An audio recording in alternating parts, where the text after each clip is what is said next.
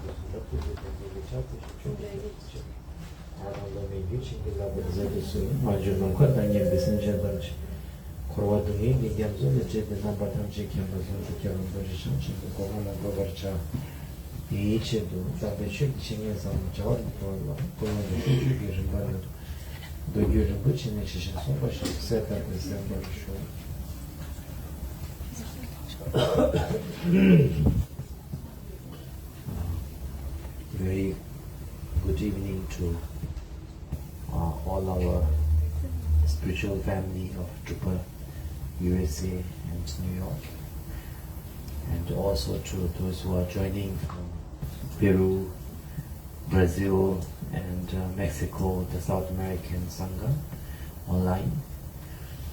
I welcome you all to the Bardo's teaching. So the idea of today's teaching or the talk came about because it is said that once we are born into the human world, different realm, different births have different challenges. We human beings have our main challenges that we have to go through are the 4 challenges and then additional 4. So the main 4 challenge, or you can call it challenge, you can call it suffering, is the challenge of being born, getting old, getting sick, and dying. So these are called keka nachi, something that is inescapable, whether you are president, king, emperor, or any, as long as you are in human form, human born. Now these are the something that none of us can escape from: age, birth, sickness, and death. Then on top of that, we also have human being. We want a lot of things, but we cannot get everything we want. Whatever we have a lot of fear and insecurity about losing what we have, be it relationship, be it wealth, be it fame, be it our youth and beauty, meeting unwanted situation, unwanted accident, obstacles, and fear of getting separated from what you like, what you're comfortable, the people you like. So there are 4 kind of, the 4 plus 4, 8 kind of challenges that we human beings have to go through. And among them, I think the teaching about the Bardo is especially kind of emphasize about Bardo teaching is about life as well as what happens during death and what happens after die also. So in the Bardo, different traditions have a different explanation, different categories. So for example, some tradition they talk about Kene Bardo. So Kene Bardo means that Bardo, the word Bardo itself means in between. For example, between me and that kitchen, you guys are there, so you are a Bardo, right? So H.E Bardo means that from the time that we are born until our process of dying starts, we are in a Bardo. We are in Bardo between life and the process of death has started. And I always feel that one of the best examples for me, at least, is that when I fly from like India to, let's say, New York, I can see on the plane, that you are flying over, Pakistan, then Europe, then crossing the Atlantic Ocean. Then after some time they say, now you're about to land in New York. JFK, please wear your seatbelt, right? So in a one way, as a passenger, we feel like, we are like sleeping, we are doing our own thing, but the plane is constantly moving, not even for a second. It is there, it is in constant motion. Similarly, whether we realize or not, the moment that we are born, every day we are nearing, every second we are in the journey of the life, and the destination at the end, is the impermanence, the death that we have to go through. So this also is called a Bardo between life and the process of dying. And then when you sleep and when you get up, it's called the Bardo of the dream, Bardo of the Ilam Bardo. Right? The dream is between the sleeping and the awaking, between that. And when someone is very deep in meditation, also again, all the what you call gross kind of emotions kind of dissolves into the one-pointedness. And then when you awaken from the meditation, then the gross consciousness and thoughts start to arise. So this is called the meditation Bardo, right? So, and then when you're about to die, there are certain signs of when our organs start to shut down, when what we can see, what we can hear starts to shut down. So at that time, the Chika Bardo, the death process of the death starts. And then when the consciousness has come out of our body, and then we take a rebirth in the Bardo realm, and then there is called the Sifa Bardo. So anyway, there are different types of the Bardo that is explained. So my motivation for teaching here, one was I got a few requests a few times, and the second is because I felt that this is a process that we all have to go through sooner or later, and you can't say that just because I'm young I will go through it after 20 years. There is no guarantee that the young will go later. Sometimes the young go early, older live long. You don't know about life. Nobody knows about what will happen. So I think when we go through the Bardo, what kind of experience we will go through? What are the great masters of the past have said we should handle our Bardo experiences? I think that is one reason to explain this. And the second reason connected to Bardo is that in our you can call it Himalayan or you can call it Vajrayana tradition, we have, after a person have passed away, we have a lot of prayers. We do, for example, after the person passed away, for the next 3 days is considered extremely important.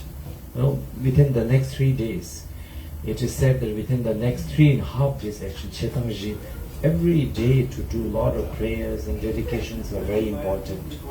Why is it that 3 days are important after they pass away? When someone's about to die in the Himalaya, we say that you should never touch the dead body, especially not the feet. You should touch the head. First thing you should touch is their head, and then also with some sort of sacred object, so that the consciousness will go out from, the correct kind of the exit. So why is it like that? And then we say that in the Bardo, every 7th day we have something called Bilsi. So for example, if somebody passes away on Saturday, then probably the next Saturday or Sunday we do the prayer. Why do we do on the 7th day? Why do we say that 21 days are very important? If possible, till the 49th day. So we do this prayer. These are not just kind of a culture or a tradition, but in the tantras, they have explained the reasons. Right? And then, if we kind of understand that, then when we are doing prayer for our beloved deceased who have passed away, we also understand what we are doing, why we are doing it. So I felt that it has a lot of significance. But interesting thing about Bardo is that it is part of the 6 yogas of Naropa.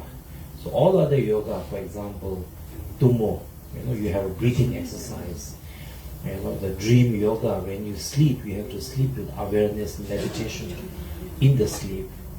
And then the Gyuli is also an illusory body meditation.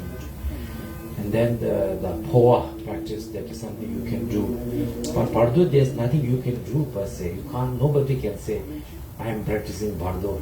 There's nothing to do. So Bardo is something that you have to learn, and you have to keep familiarizing yourself. And then the real practice of the Bardo, what will help Bardo is how we live our life right now. When we do our Mondo practice, when we do our meditation, when we do how we live our life will actually help the Bardo. So Bardo practice just explain the process. And if you have to say that there's one essence of Bardo practice, is basically non-attachment.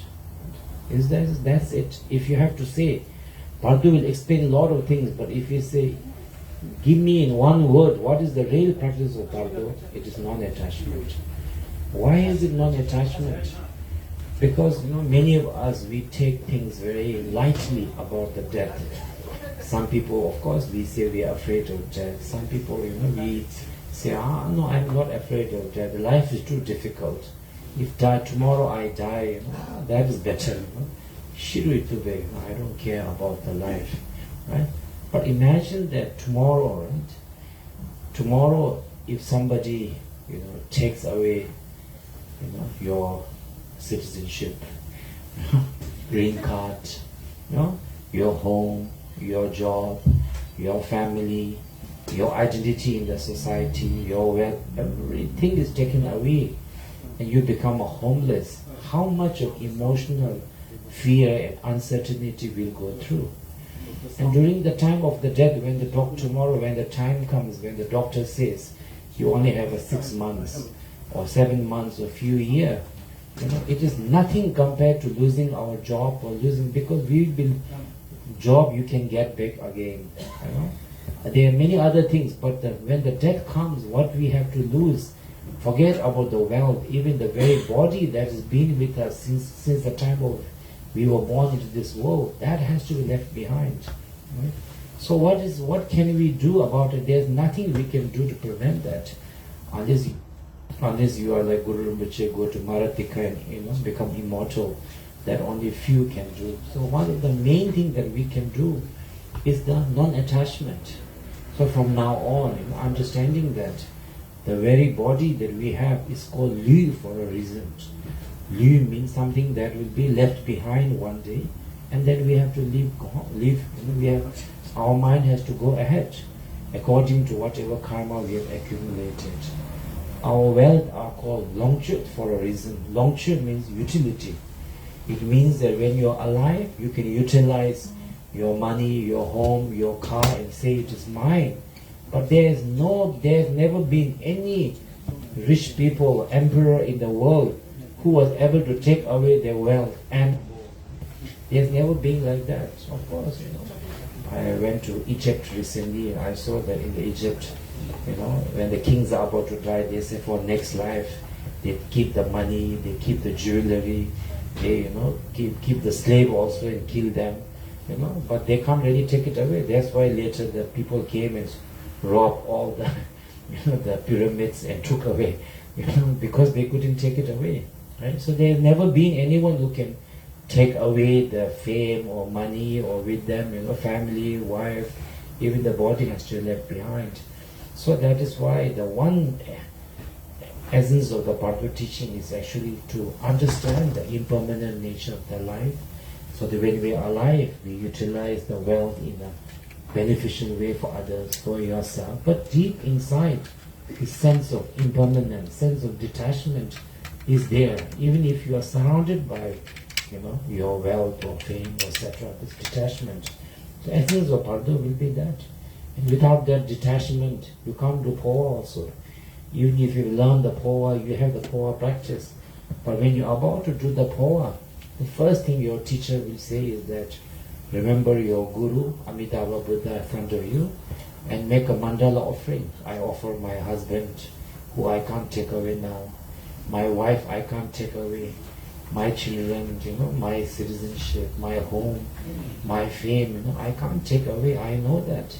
And forget about taking away, even to offer also, you don't have the power. But mentally through, I understand that these things are anyway have to be left behind. I was just utilizing it temporarily. I offer to Buddha Amitabha. Now with my power, my practice, I want to go to Amitabha Buddha Pure Land. That detachment and aspiration to go is the key of whether power will succeed or not. If during the time of the death, if there's attachment, even if you have power practice, it will not work. So essence of the Bardo, you can say, is the the non-attachment, right? So now this is just explaining the thing. So through today and tomorrow, I think we will explain about from the Bardo teaching, what happens when we die, the 3 day, the 1 week, the 49 days, why do we do prayers till 49 days, all we will go through it. So first, who composed this practice? This practice was composed by the second Gyalwa Dokhampa, Kunga. So the first Gyalwa Dokhampa was Sangpajare, the founder of Drupa order. The second was Gyalwa Dokhampa Kunga. So Kunga was one of the greatest masters in the Tibet also. He saw Guru Padma Sambhava. From Guru Padma Sambhava himself he received the Dzogchen teaching. When he used to give teaching, the flowers used to come directly from the sky, the auspicious flowers. And he came to Bhutan, he came to Paro, and he gave initiation in Paro Zone. And the Paro, there is a Choten called, I think it's Dochitin, Paro Dochitin Gumba. That was he's one of his seat where I think there were a lot of people meditating. In the Dochitin Gumba, his, I think, footprint, his sugar's print on the rock, all of these things can be seen. So he was one of the great master, great meditator, great yogi. So Gyalwa Kunga composed many teachings. He's composed mainly 2 volumes. So this part of teaching was also, this part of prayer was composed by Gyalwa Kunga. So that is the composer. And then the first, he said that first word of the Bardo prayer is the Namo Maha Mudraya. So Namo means homage or prostration or chatselo.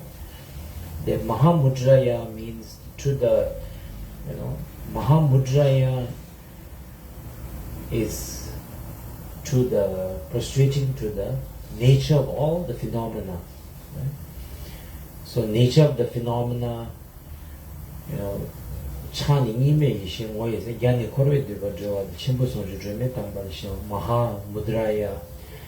Mahamudraya is talking about, like during our Tara practice, we talk about union of emptiness and appearance, union of emptiness in the sound, union of emptiness in the thought, union, emptiness.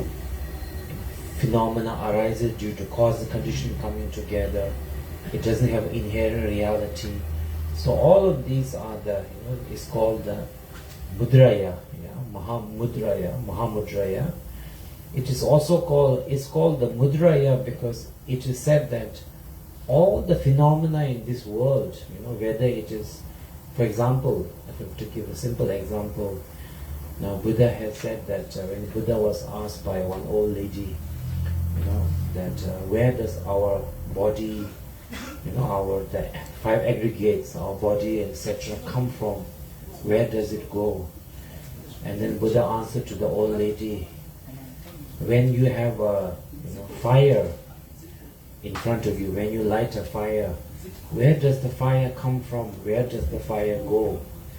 Then the old lady answered, oh Lord Buddha, fire doesn't come from anywhere. Fire doesn't go anywhere.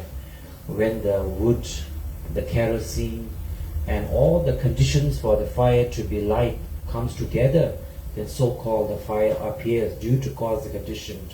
But so-called fire has no, it doesn't have its own identity, it doesn't have its own reality. When this cause and condition come together, there's a fire. When this cause and condition disappears, fire disappears. Fire doesn't come from anywhere, fire doesn't go anywhere. So similarly, Buddha said, all the things you see, when the right cause and conditions come together, then so example, right now, we are a human being, maybe we are 6'2", maybe we are 5'5", we look so real and solid, and we say, wow, this is so real. But right now there are so many causes and conditions keeping this body alive, keeping this sustained.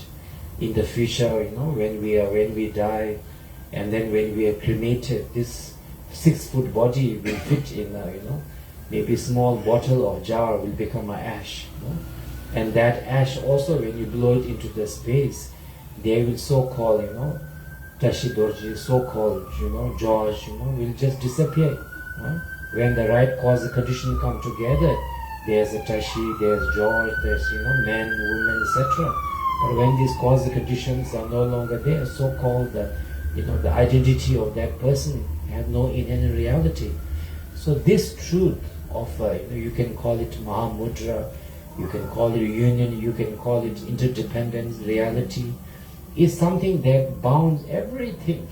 Whether you are Buddhist or not, whether you're talking about a mountain, human being, etc. All the phenomena are bound by this truth. So that is why this truth is called Mahamudra, is also called the great seal. It's something inescapable truth of the union. Right? Conditionally existing, inherently not existing. Right? Namo Mahamudraya.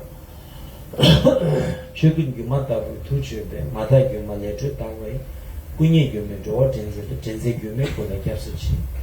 Now this is praising to, so Namo Mahamudra is praising to the reality of all the phenomena, all the nature. And the next line is praising to his guru, or a guru in general.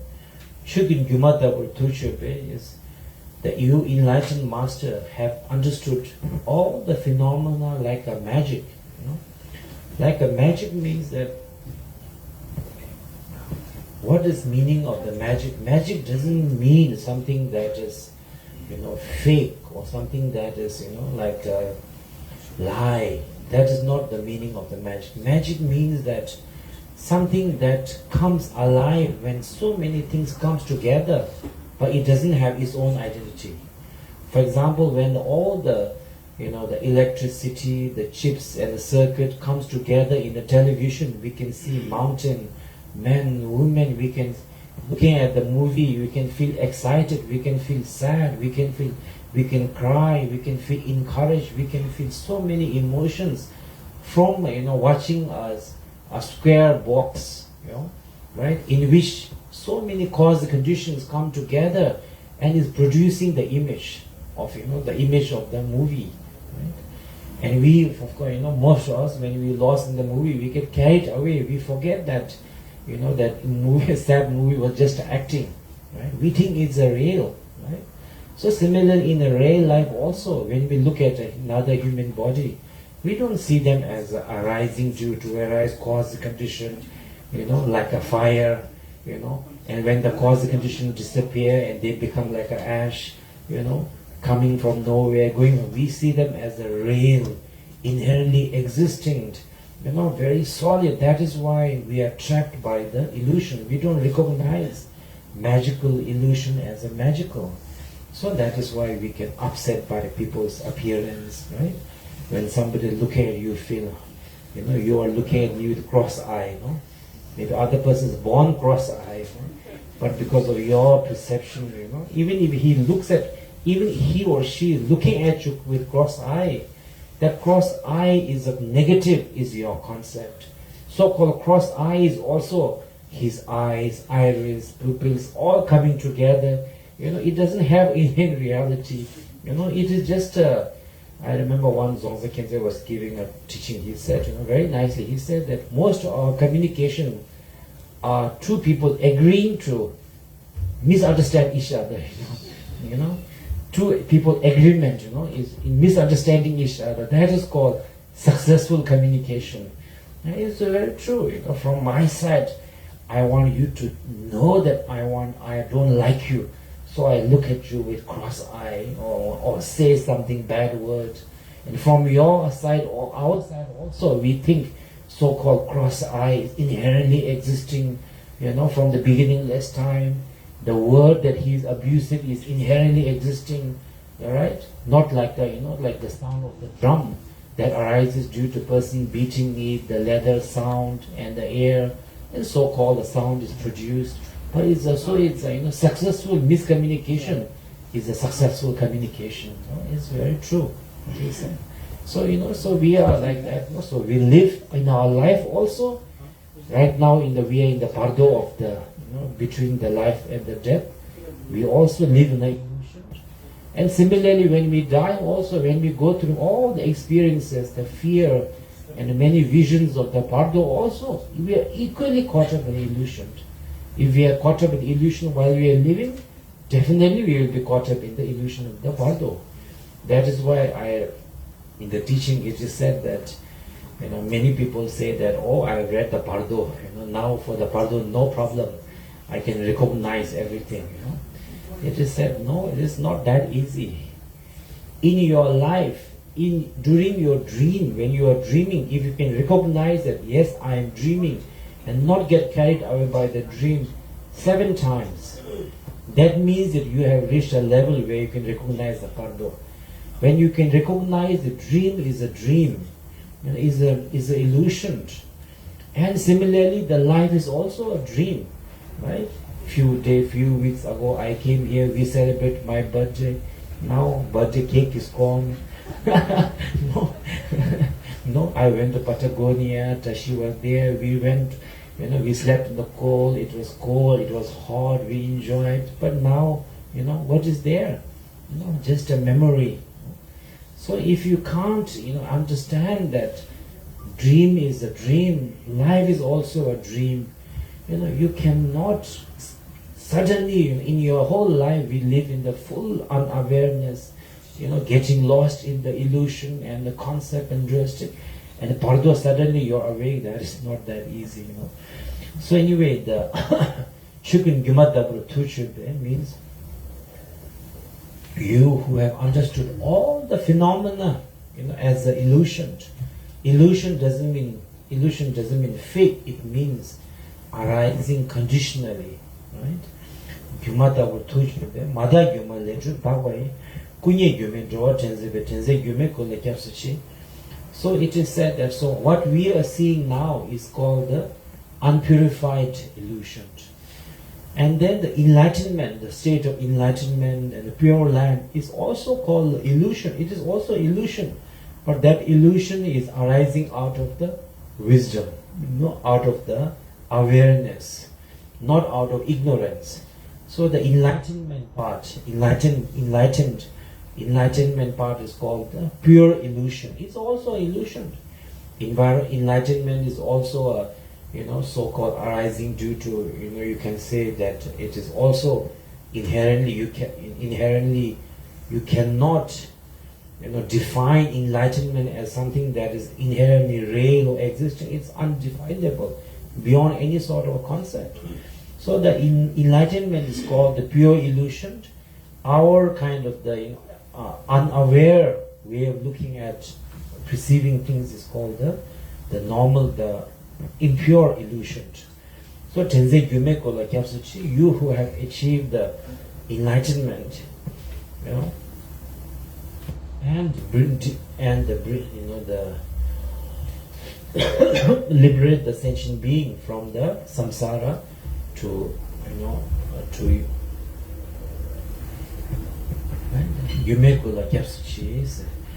that is why, for example, when we talk about Buddha also, we talk about the three kaya, Chuku, Longku, Chuku. We say that the Chuku means the non-existing. From that non-existing or the emptiness, arises the Samboka Kaya, Longship Zokveko. From Samboka Kaya arises the Chuku. That's why Chuku Nawa Thai, Longu Beman Jungne, Chuku Beman, which are Longu Cheres, Chuku Beman Jungne.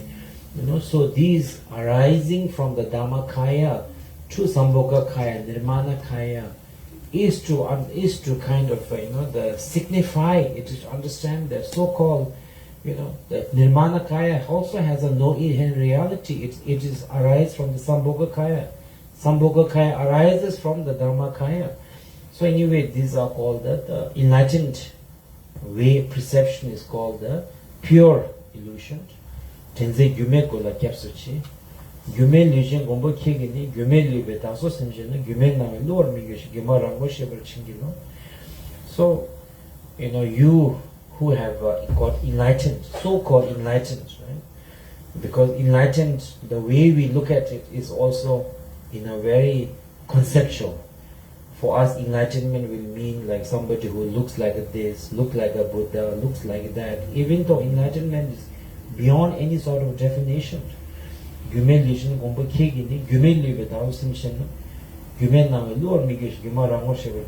Us all sentient beings who are lost in the illusion, please bless us so that we will not be led away by the illusion, but be able to recognize the nature of the emotion. Right? Now the next part is how can we recognize it? It's this is the now the how can we recognize the illusion? When the time for death arises, leaving aside the attachment and the anger and all sort of grasping, leaving aside, right? And leave the mind in the natural state of the mind. Through that may I be able to overcome the illusion. Right?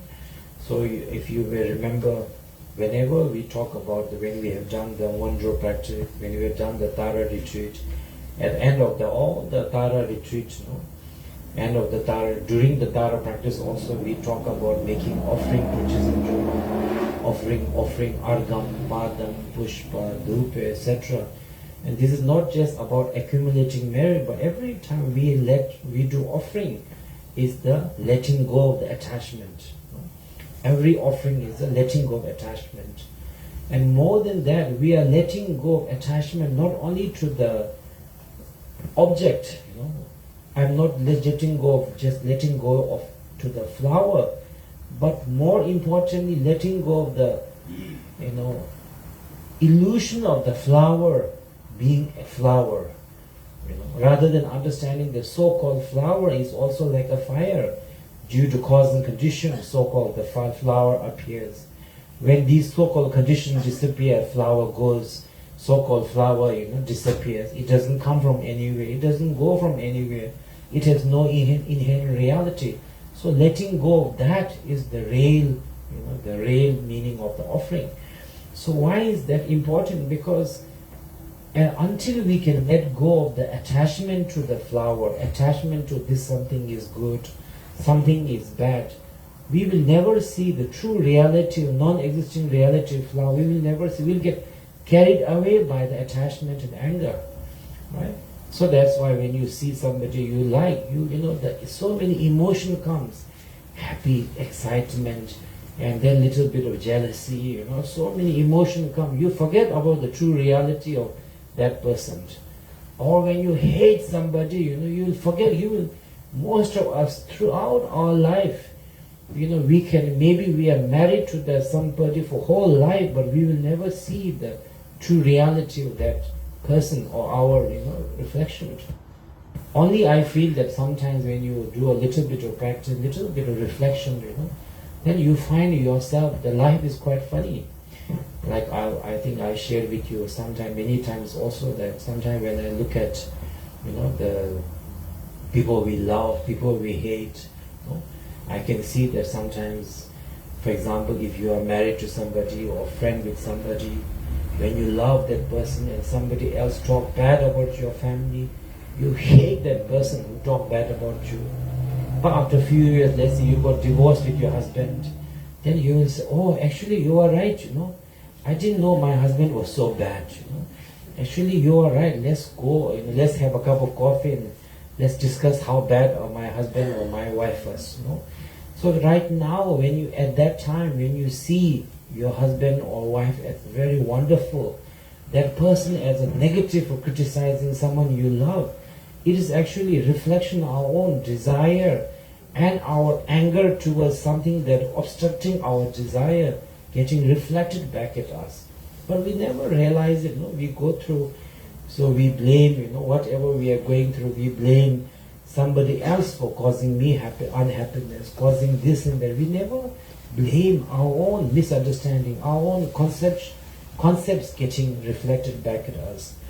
So how can we overcome this illusion? So it says here, when the time for death comes, it is very important that we have to remain our mind in a calm nature.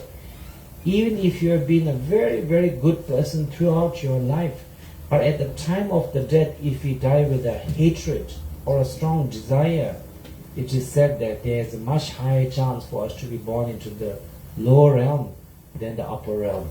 Right?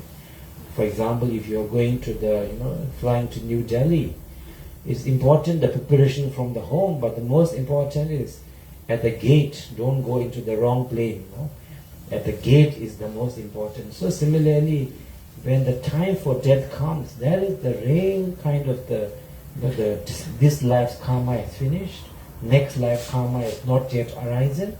So there is a time where it is very possible to change where you are, where we might be reborn. So that is why when the time for death comes, it says, Chadang Shindu, Chiwa Kunshime, let go of the attachment, let go of the attachment and anger and all sort of concept. And Semni Marju Razar Shapai, Sem Nit means mind, Nit means keep the mind in its own nature. So how do we do that? As we've been doing the Tara practice, do not think about the past, on the future. In the present moment, whatever thought arises, neither rejecting, because rejecting is if we reject, we will see a reflection of our rejection, or in other word, reflection of our anger. If you accept it, oh, is the beautiful is my friend, then what we are seeing as my friend is a reflection of our desire. We will not see the true reality of that, the being which is beyond sort of, beyond definition. So it says, Chadang Jembe Chiwa Kunjini Simni Macho Rasa Shabai Chiwa Lamdu Lombar Chingi Love, may I able to remain in the nature of the mind, free from all sort of delusion, all projection, all perceptions, dualistic concept, and overcome the illusory part of the death. Shiva Lamdu Lombar Chingi Love, so that the practice. Chisichi Nawagavana. From here onwards, it is describing that when the time for death comes, when the death comes, there are, it is like now, of course, if you talk about if you die suddenly in an accident or something like that, then I don't think this process will be there. But other than that, for most of the people, you have to, this is the process that we all have to go through. So the process of our bodies also, our bodies function. For example, what eyes can see, hear, etc. shuts down slowly. Emotional also, our elements in our body also, there's a process of the shutting down, because that time so Chisechi now Gagwana Mizombong and Rebecca, it says that when the time for death comes, Chisechi now Gagwana, that time the external appearance slowly starts to kind of stop functioning. So that means that our eye, the five sensory, our eyes, it is said that when you are about to die, then in the Chike we call chitta, or in English you can call it the sign of the death approaching. And it is said that those who have received the Thoa also, the Lama and your teacher says that the best time to do the poa is when you can see the signs of death approaching. That is the best time we have to do the poa. And if you want to request the master to do poa also, that is the best time. So mixongbong and rimbeka. So our five sensory starts to lose its power or function. So similarly, it is said when people are about to die, they are not able to see well. It is, I have not seen, but my gurus have told me who have gone to many people about to die. When people are about to die, they cannot recognize people. They cannot say who you are. Even if very close to you, they can't recognize. They cannot see. Their powers of eyes start to vision. And similarly, that they cannot hear well. Even if you, shout towards them, they cannot hear you. They cannot taste. They cannot feel much of sensation. The five senses starts to dissolve one after another. The power of the five sensation dissolve. Or that time, then may I know. Or now my dissolutions are starting. Now my externally the zuk, ta, ti, ro, rekja, form, sound, smell, and taste, sensation. Now these are slowly now shutting down. May I be able to recognize that? Right? If you are a practitioner who have either done the poa or your practice, then these are, now it's time to take out the boarding pass. Flight is about to, take off. Right? If you are prepared. If you're not prepared, then of course it's a very, very big shock. Then after that, internally, our bodies are said to be composed of the four elements. For example, our physical body, the flesh and the bone, etc., which has the strength to support our body, our entire the support and the physical strength that we have. These are called the earth element, and the saliva, the blood in us, etc. These are the function of the water element. Our warmth in our body. I read somewhere that no matter the temperature, our body always tries to maintain certain temperature. That's why they say that if you are hot, you sweat. If you're cold, you shiver. And so the body can maintain a certain temperature, constant temperature. So because of that temperature, heat, I think our body, we are alive, right? So that's this kind of this warmth is called the fire element. Right? Fire, we call element fire or fire because of their function, not because of their shape. Right? Otherwise, wood fire is also fire, electrical fire is also fire. It does the job of the heat and the burning the house, etc. So that is why the melu.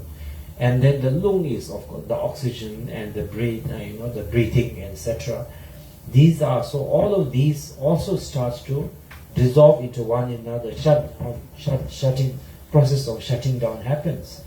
So when the earth element dissolves into the water, you begin to lose physical strength. You start to lose physical strength.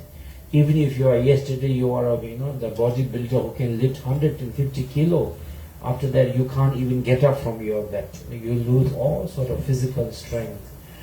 And then when the water element dissolves into the fire, you feel a lot of your body, cheeks and all sunk. You feel a lot of thirst. People who are about to die, it is said they ask for water. They feel great thirst and it cannot be quenched. And then when the fire element dissolves into the wind, it is said that even if in the midst of summer they start to feel shivering, they start to feel cold. They say they give me more.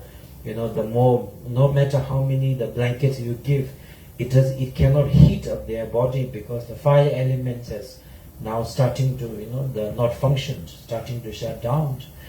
And then the fire element dissolve into the wind element. So that time right now we can breathe, very comfortably. We can breathe out, we can breathe in, we can go for a jogging, we can do so many things. But at that time, when the wind element shut down, difficulty to breathe. If you can, especially when they're about to die, many of my gurus say that the breathings become very ragged. You can't breathe normally. That kind of breathing. And then my teacher, who have seen the people say that, he said that sometimes people exhale, and for a long time they can't inhale. And then suddenly they inhale, and then again short breathing, and then finally long exhalation. And then, people pass away. So that is, my gurus have taught me, from their own experience, because they have gone many times to guide the beings who are passing away. So that time,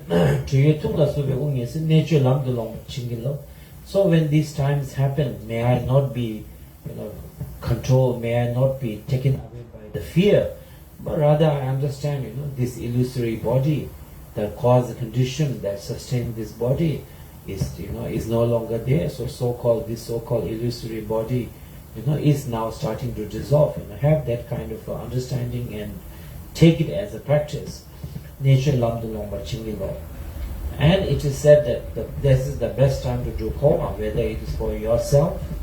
And the best thing to do is during that time is actually to have. It's a very contrary to what normal people think. I think most of normal people, I myself don't know, but when I look at the movies, etc., I can always see that when people are about to die, they hope that all the family members will look at them lovingly, and they will hold their hand and then say goodbye, and then smilingly, go away. It looks very nice in the movie, and maybe it is nice, I do not know. But from the spiritual point of view, that is not necessarily a good thing, right? That's not necessarily a thing that, I won't say it's a bad thing, but that's not, of course the worst is, I think, before you passed away also, children are fighting, talking about property, telling them to sign the document. Definitely that, I think, even if you're a great practitioner, the anger will come and you will definitely, of course, but rather, if you can't, you should be like a Milarepa. Milarepa said that, when I die, I don't want people crying, crocodile tears around me or making me feel more attached. I want to die in a cave alone, remembering my guru, my practice, and being aware of in the nature of my mind, free from all sort of illusion. May I be able to die like that.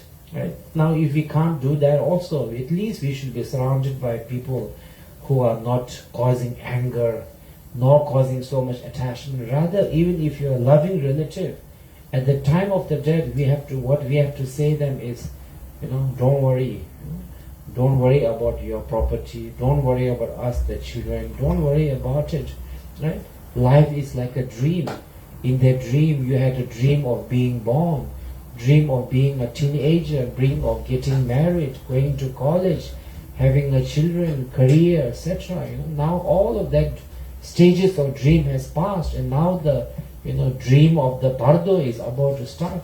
Don't get attached to it.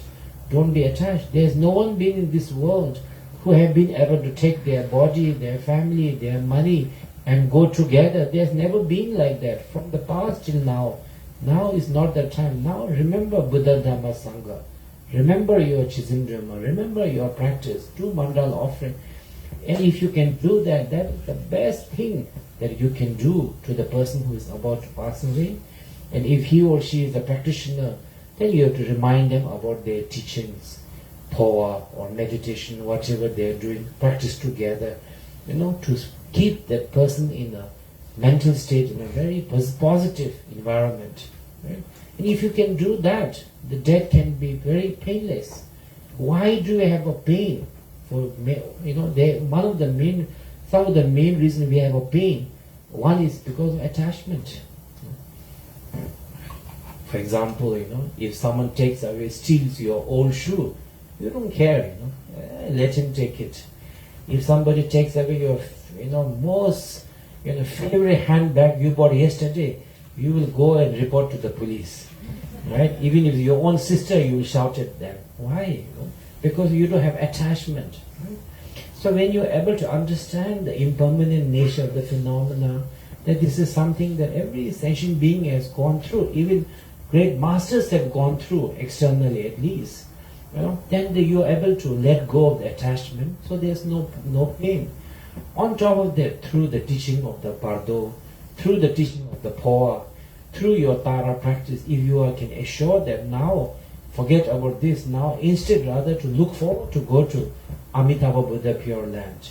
This is the opportunity for you to recognize nature of your mind, get enlightenment.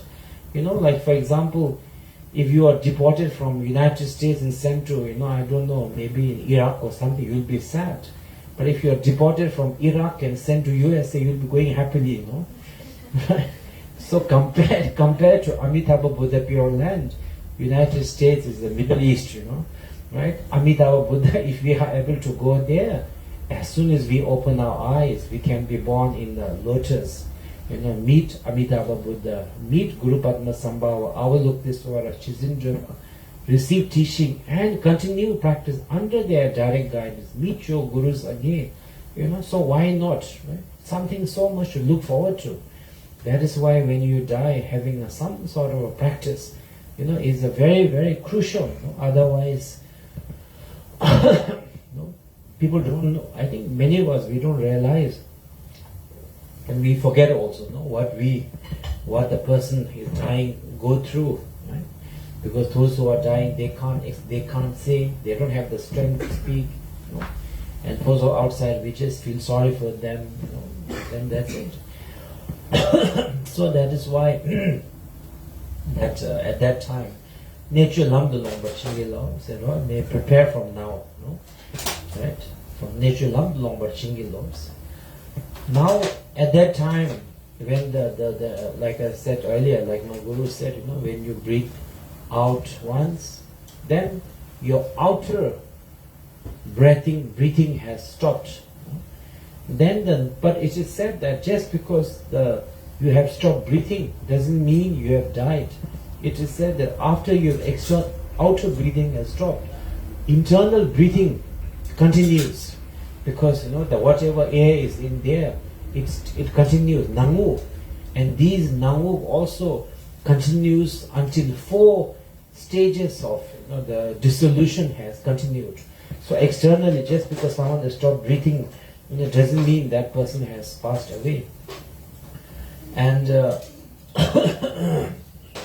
and I think yes, it is said that also that when so externally they passed away, so the external breathing has stopped, but then the internal breathing has continuing. And these internal breathing, there are 4 stages of the mental dissolution. Right?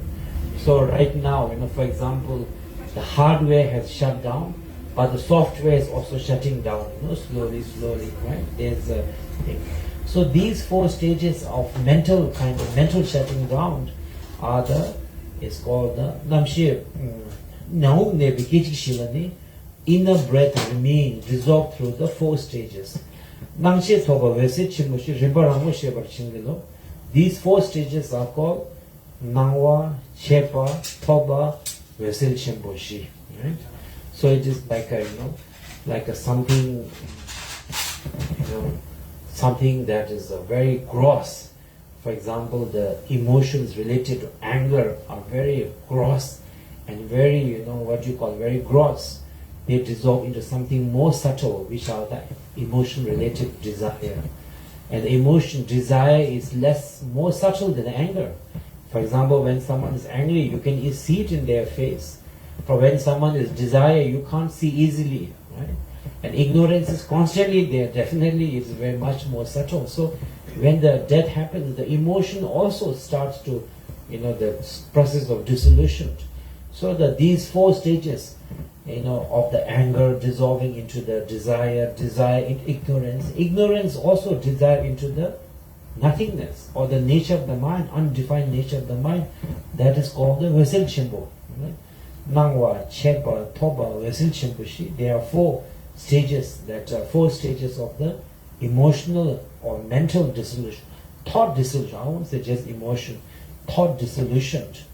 And the fourth one is when all the thoughts have dissolved into the undefinable nature of the mind, right? Nature.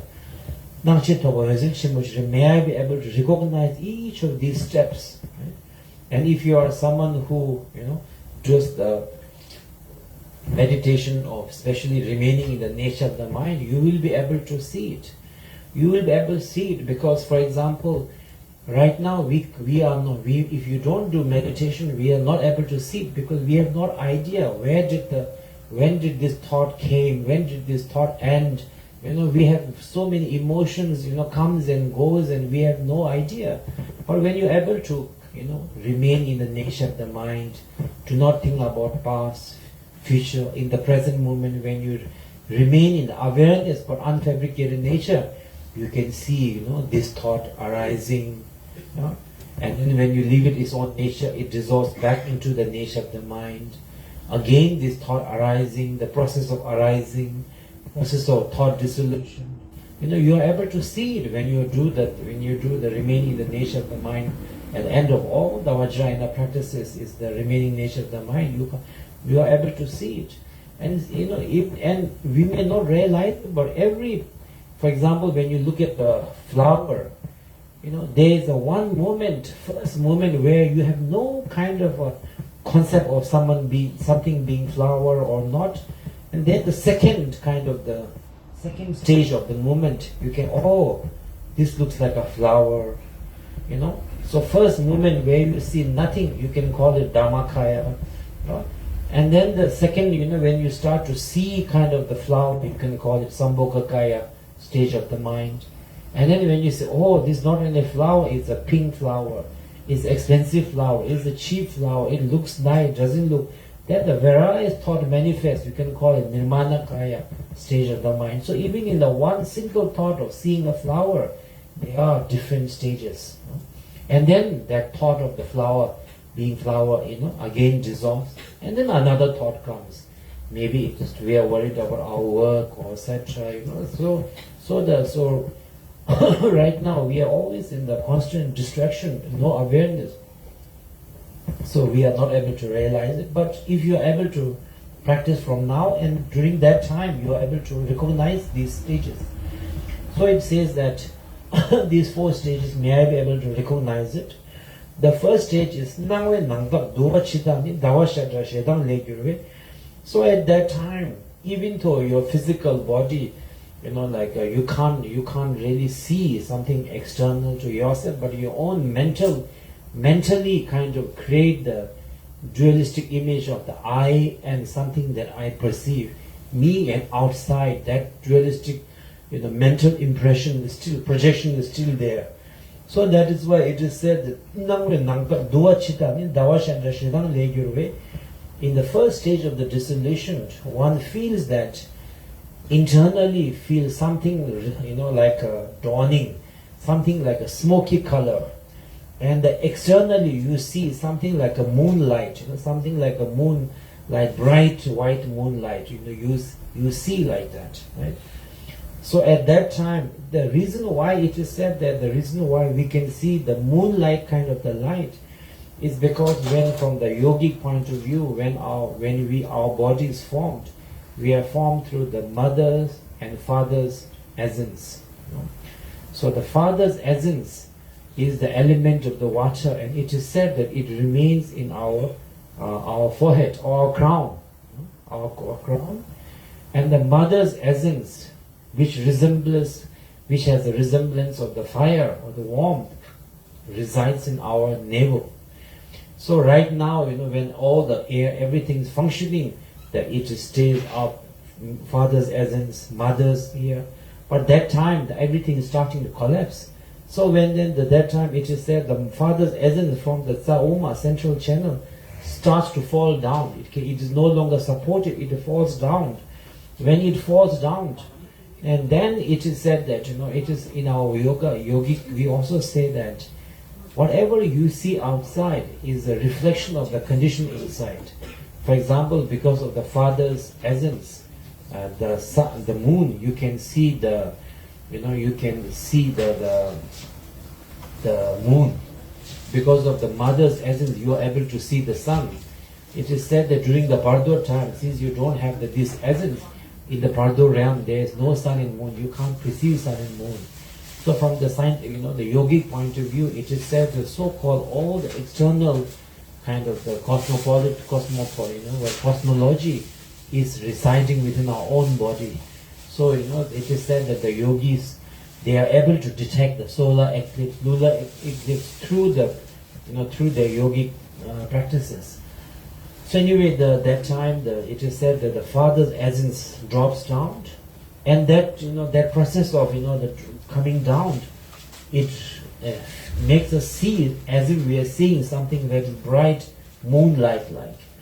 And at that time, the 33 stages of emotion, thoughts relating to the anger dissolves. Dissolves.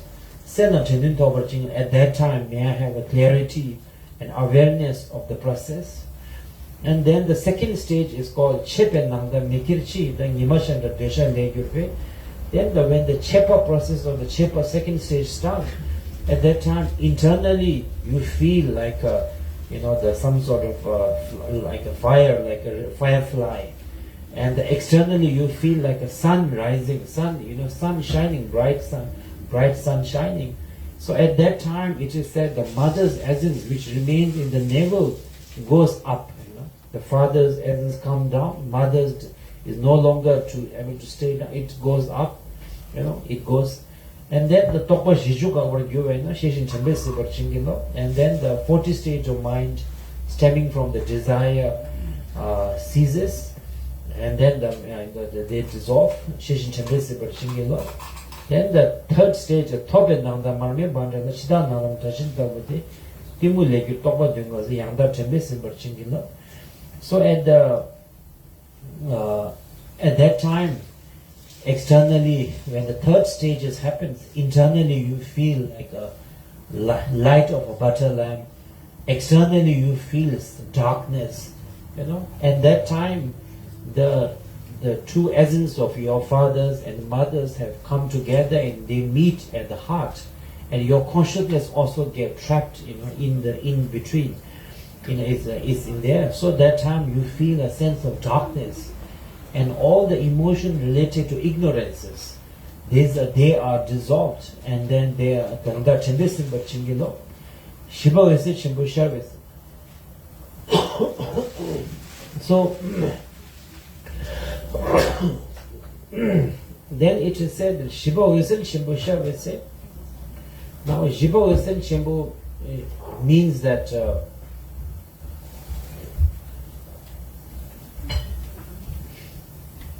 now on the fourth stage, now the anger has dissolved into the desire. Emotions related to desire have dissolved ignorance. And ignorance also arises from where? In have no reality. Arises from the undefinable nature of the mind. Remember, during many meditations we talk about, from the ocean the wave arises.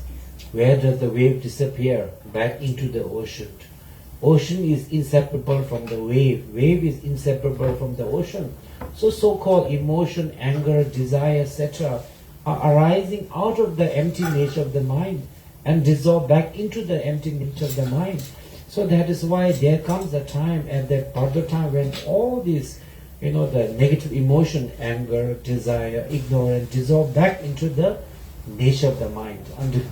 And at that moment, there is a moment where all sort of concepts disappear, and one is naturally in the undefinable, union, Buddha state of the mind, nature of the mind.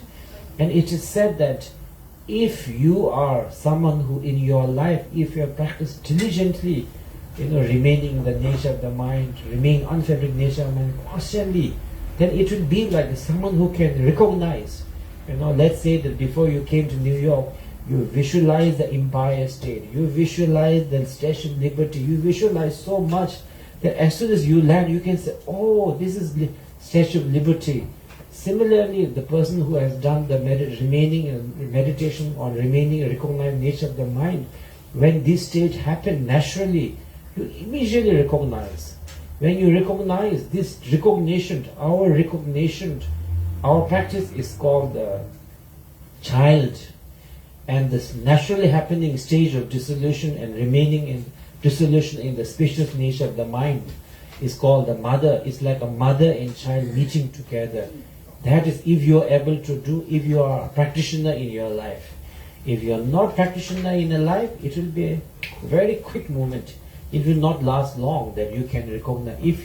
But if you are a practitioner, and if you recognize that, and then at that moment is the opportunity to get enlightened in the Dhammakaya. So that is why, when people say that this master is in the Tukdam, this Tudam Juno, right? So what does meaning of Tukdam mean? Sometimes I think that Tukdam is also too abused, word. No matter, whether the master or if you love your guru, he's Tukdam. If you don't love your guru, he's no Tukdam, right? So, it's Tukdam Juno. I don't know whether we really understand the meaning of Tukdam. The real Tukdam, for example, one of the Tinjum Rinpoche's teach, the student, it is said that, I can't remember her name, but I think Ladakh, it is said that, and one of the female practitioner, I think she was a disciple of Tinjum Rinpoche, and then she passed away, and then her Dhamma brother, Sokse Rinpoche, who was also a Drupa master as well as a Nyingma master who practiced both, he went to see her, and then she saw that, she was just, when she passed away, she just passed away like that, like lying down, like that, So then the Sokse Rinpoche, he got a little bit disappointed. He said, why, how can you do like that? Your master gave you so many teachings, so many practice. Why can't you recognize that, the stages, and when the mother light or the naturally, or the non-dualistic nature arises, why didn't you recognize? You should recognize. He gave some teaching and all of that. And it is said that tomorrow when he went back the next day, the dead body which was lying down like that, straightened up, and was, smiling joyfully and, stating in a straight position. And it is said that when the master is in the Tudam, usually they stay straight, there's no, I don't think, from what I haven't heard of master, like that, and Tudam like that, So Tudam means usually, they are either in a little bit, and most importantly, it is said that if the master is in Tudam, they will always be warm around their heart. You can touch near the heart and they will be warm, body will not smell, body will look like alive, they will still be radiant, And some masters, they stay to them for a long time, some for 2-3 weeks, some you have to wake them also. And when you wake them, the sign of the awakening is that from the left and the right nostril, the white and the red liquid from the father and mother, that comes, now he has awakened to them. Then that person is really, I think, been liberated into that realm. So there's no Bardo for that, because in that stage of dying only they have recognized, they have liberated, so there's no Bardo for that kind of being, right? So that is the Tukdam, The Tukdam means at that, when the fourth stage of all the dissolution happen, your daily practice of the practice, you are able to recognize the dissolution, and then remain in that nature as practice. Then you get enlightened in that, within that moment itself. It is said to be a great opportunity.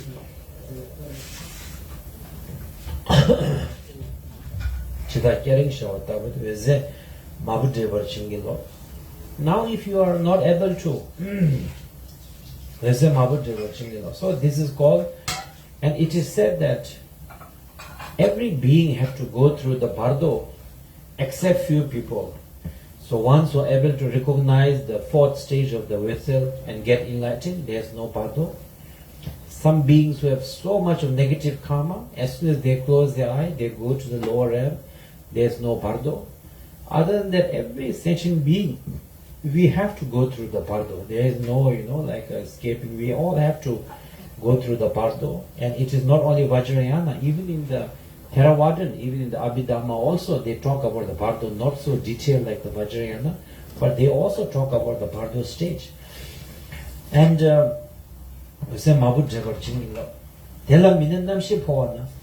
Now, if it is said that if at that time, if you can recognize it, then that movement, the fourth movement of the vessel, will remain long, because that has arisen and you have recognized it, and in staying in that recognition, you can remain for a long, weeks, etc. But if you can't recognize it, it will pass away. Like every day, also right now, even right now, so many thought comes, they dissolve. From that dissolution, again another thought arises, dissolve. And after the dissolution, there's a moment of, the moment of free of all concept. But we can't recognize is we are too distracted and it's too quick. So similarly, if we are not able to recognize it, then the consciousness has to come out. And it is said the consciousness also doesn't come out from everywhere. It has to come out from the 9 exit. It has a 9 specific exit that the consciousness comes out.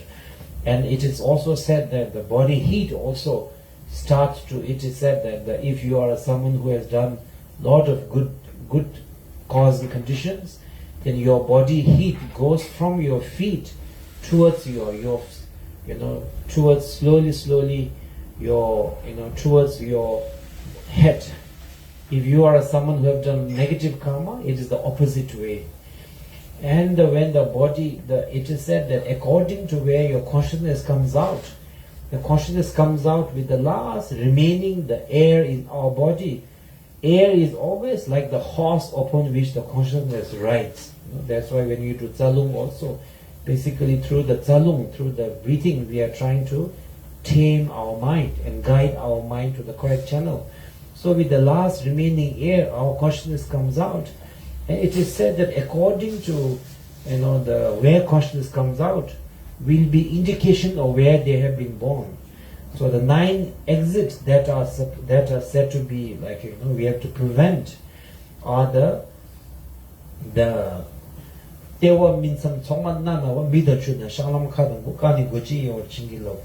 navel, the point between the eyebrow.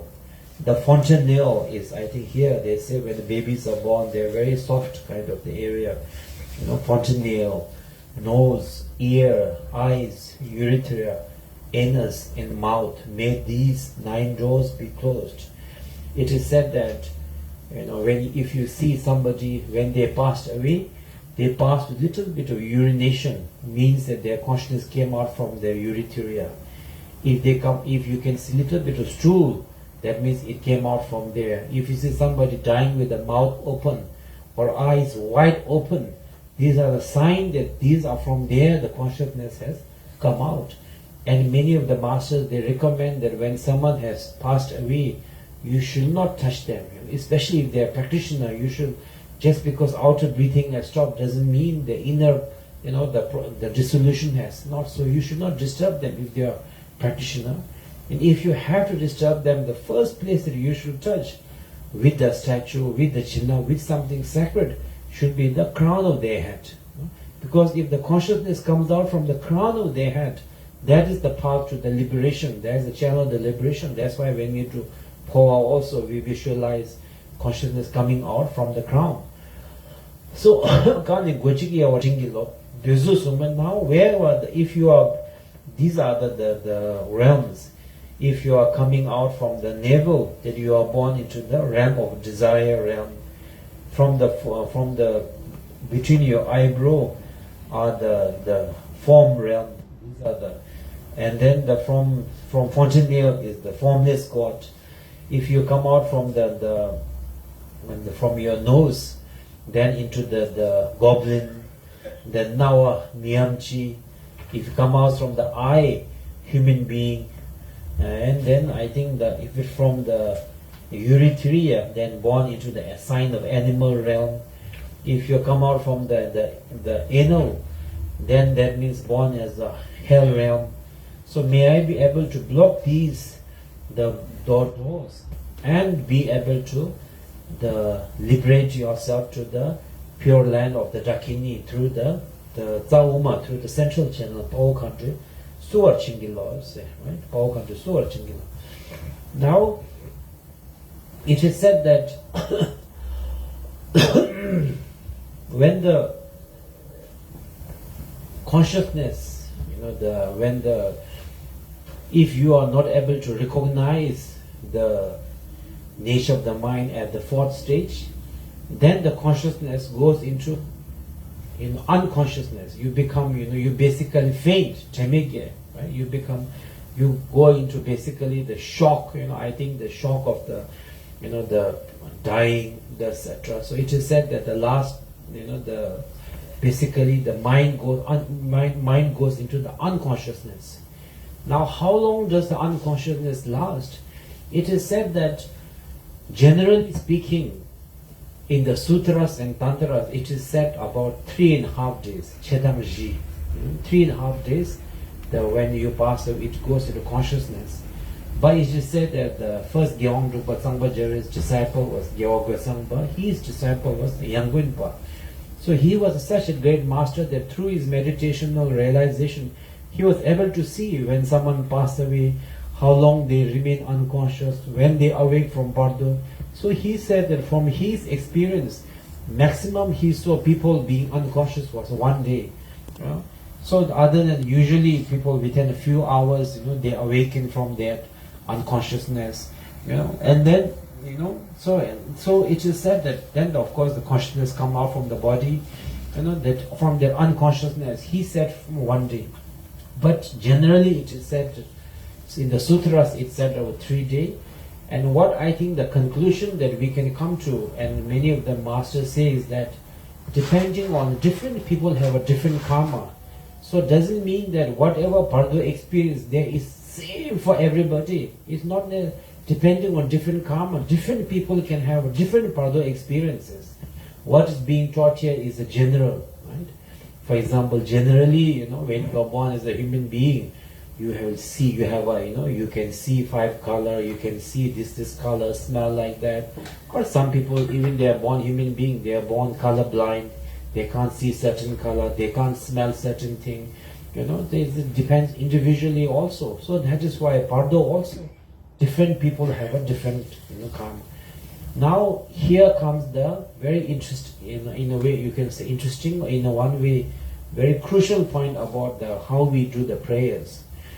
Now generally speaking, in the Himalayan tradition, after someone has passed away, the 3 days, because 3 days when they are remaining unconscious, it is said the 3.5 days is the most crucial time, because that time they have not yet taken rebirth into the Bardo realm. So this is a very, very crucial time where you can do lots of prayers and dedications and great accumulation of merit. You can benefit them extremely, the prayers can be very, very effective. So that is why in our Himalayan region we say that, after they pass away, for the 3.5 days, every day we do prayer, Gyalwa, etc. Is very important. And after 3 days, when they awake, as soon as they are awake, then they are born into the Bardo. In the Bardo, they take a form from the mind. They don't have a physical form, but mentally they have taken a form. And it is said that they are able to see far away, they can smell. Only thing they can consume is the smell. That is why after a person passes away, we do them, the sur. We burn the food. First we offer to the group, Buddhas and Bodhisattva, and then we make an offering. There's a very interesting story from one of Dalai Lama's, I think, the biography I read, that he said that one day one of his monks, kind of fell sick and unconscious. And then they said that, I think they said he died or something, and then they were doing sur for him.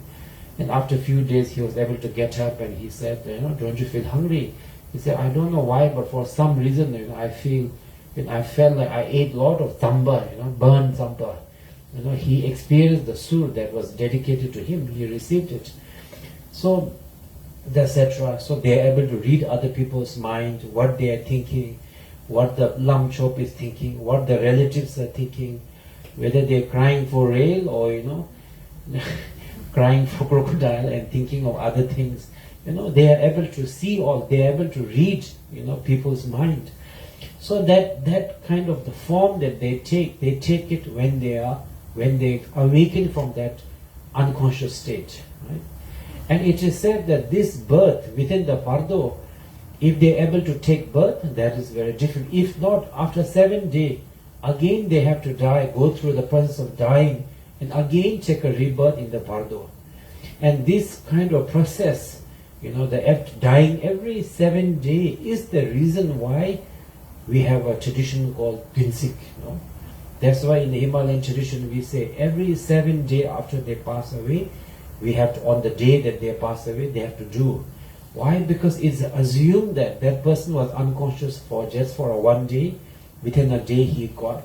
And so some of the masters, they say that in some Himalayan tradition, how they count the Dinsik is, some tradition they say that, since the sutra says you are unconscious for 3 days, after 3 days, then they count 1, 2, 3, 4, 5, 6, 7 days. That is considered the Dinsik, not the day, exactly the day that person has passed away. But but some other tradition, I think like in our Himalaya, other Bhutan and region, we usually consider the day that person has, the passed away, because since we don't have the power like Yewa Yangunpa, we don't know when we have to assume a lot of things. So we assume that they have got up within a 1 day, so that is why we do the Dinsik. So the Dinsik we do, and it is said that among the Dinsik, the 21 days are the most important, because till 21 days it is said that they are able to remember their past life. They still have attachment. I am Dorji, this is my wife, this is etc. But after 21 days, where they are going to be reborn, that kind of the karmic influence begins to exert itself. So they start to forget the past lives, husband, wife, etc. If they are going to be born into the animal, they start to walk on all fours. They start to feel like, I want to eat some grass or some etc. Their memory fades away. The karmic or where they are going to be born begin to exert itself very strongly. So that is why among the Dinsik, the first 3 days are the most important, and the first 21 days are the most important, where it is possible, even if someone has the karma to be born into the lower realm, through the powers of good karma, practice, prayers, accumulation of merit, you can, change it, right? Now when we talk about the prayers accumulation, again some people, we think about that means you have to call lots of monks, spend lots of money, and very expensive, right? It doesn't necessarily mean that. For example, there are some practices like a Nyungne, where forget about expense, you will save money also. You don't need to eat water, you don't need to eat, drink, But if you are able to do one set of Nyungne, Avalokiteshvara himself promised that you will never go to the lower realms. You will be born as a human being. If you are able to do 8 set, you will go to Tevachingi Shikam. Or I, Avalokiteshvara, have broken my vow. He promised himself. So that once you know why we are doing it, whether you want to do grand way if you have money, if you don't have money, simply, or you yourself want to do Nyungne, or ask few monks to do Nyungne and do it. It doesn't have to be this or that practice according to your capacity. If you know the reason, then you can adjust how we are about to do it. So it is said that generally speaking, within 49 days, majority of the people are able to take a rebirth.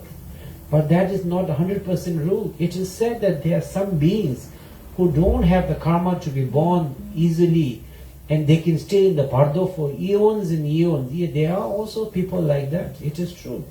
I remember some people do say that even after their parents have died many years, they can still see them in dream, asking for prayers, etc.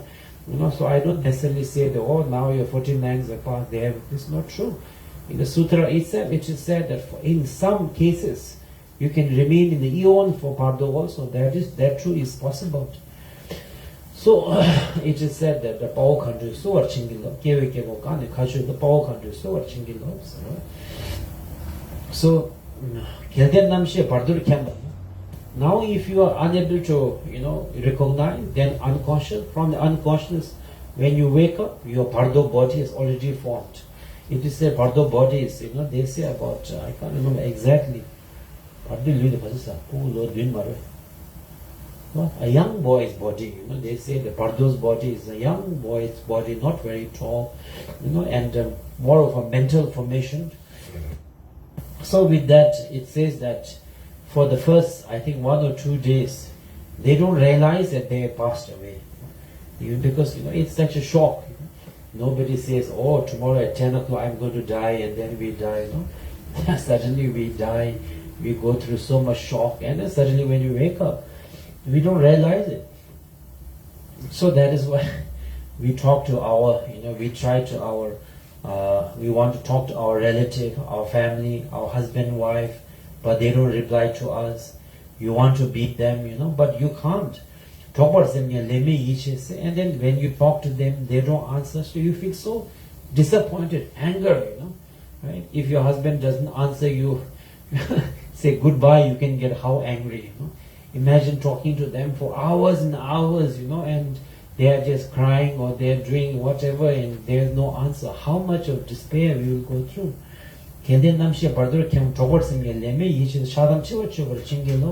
At that time, may I be able to let go of the anger and let go of the attachment. And then the Bardo's form, you are able to, you can see, you can hear, all the faculties are there. And because of your karma, you have magical ability. The moment you think of Bhutan, you will be in Bhutan. Because you have no body. The moment you think of Nepal, you will be in Nepal. Wherever you think of, immediately you are there. Except for it is said that the Mount Meru and the Dorjiden, some masters say Dorjiden means the holy place Dorjiden. Some master like Soldeb, the previous Cheri Rinpoche used to say Dorjiden doesn't mean the Bodh Gaya, but Dorjiden means, Shuni Dorjiden means, the Bardo mind can go anywhere except into the nature of your own mind. Because he is a deluded being, he can't recognize, so he's not able to go to that. And until the right karma has, until he or she has the karma to be reborn, unless you are a great bodhisattva, you cannot choose your birth. So that is why you cannot go to the mother's womb. Right? So you can't. I mean, even scientifically they say that when the mother, the father and mother trying to conceive, millions of the sperm, I think the journeys from the million only one is lucky guy. So similarly, you can't, just because you want to be born, you cannot just enter into mother's womb. The mother also has to have a karma to have a child like that. You also have to have the karma to be born into that family. So that is why other than that, you are able to go wherever you want. And at that time, may you be able to realize the illusory, the magical nature of all the phenomena. So I think we'll stop here today.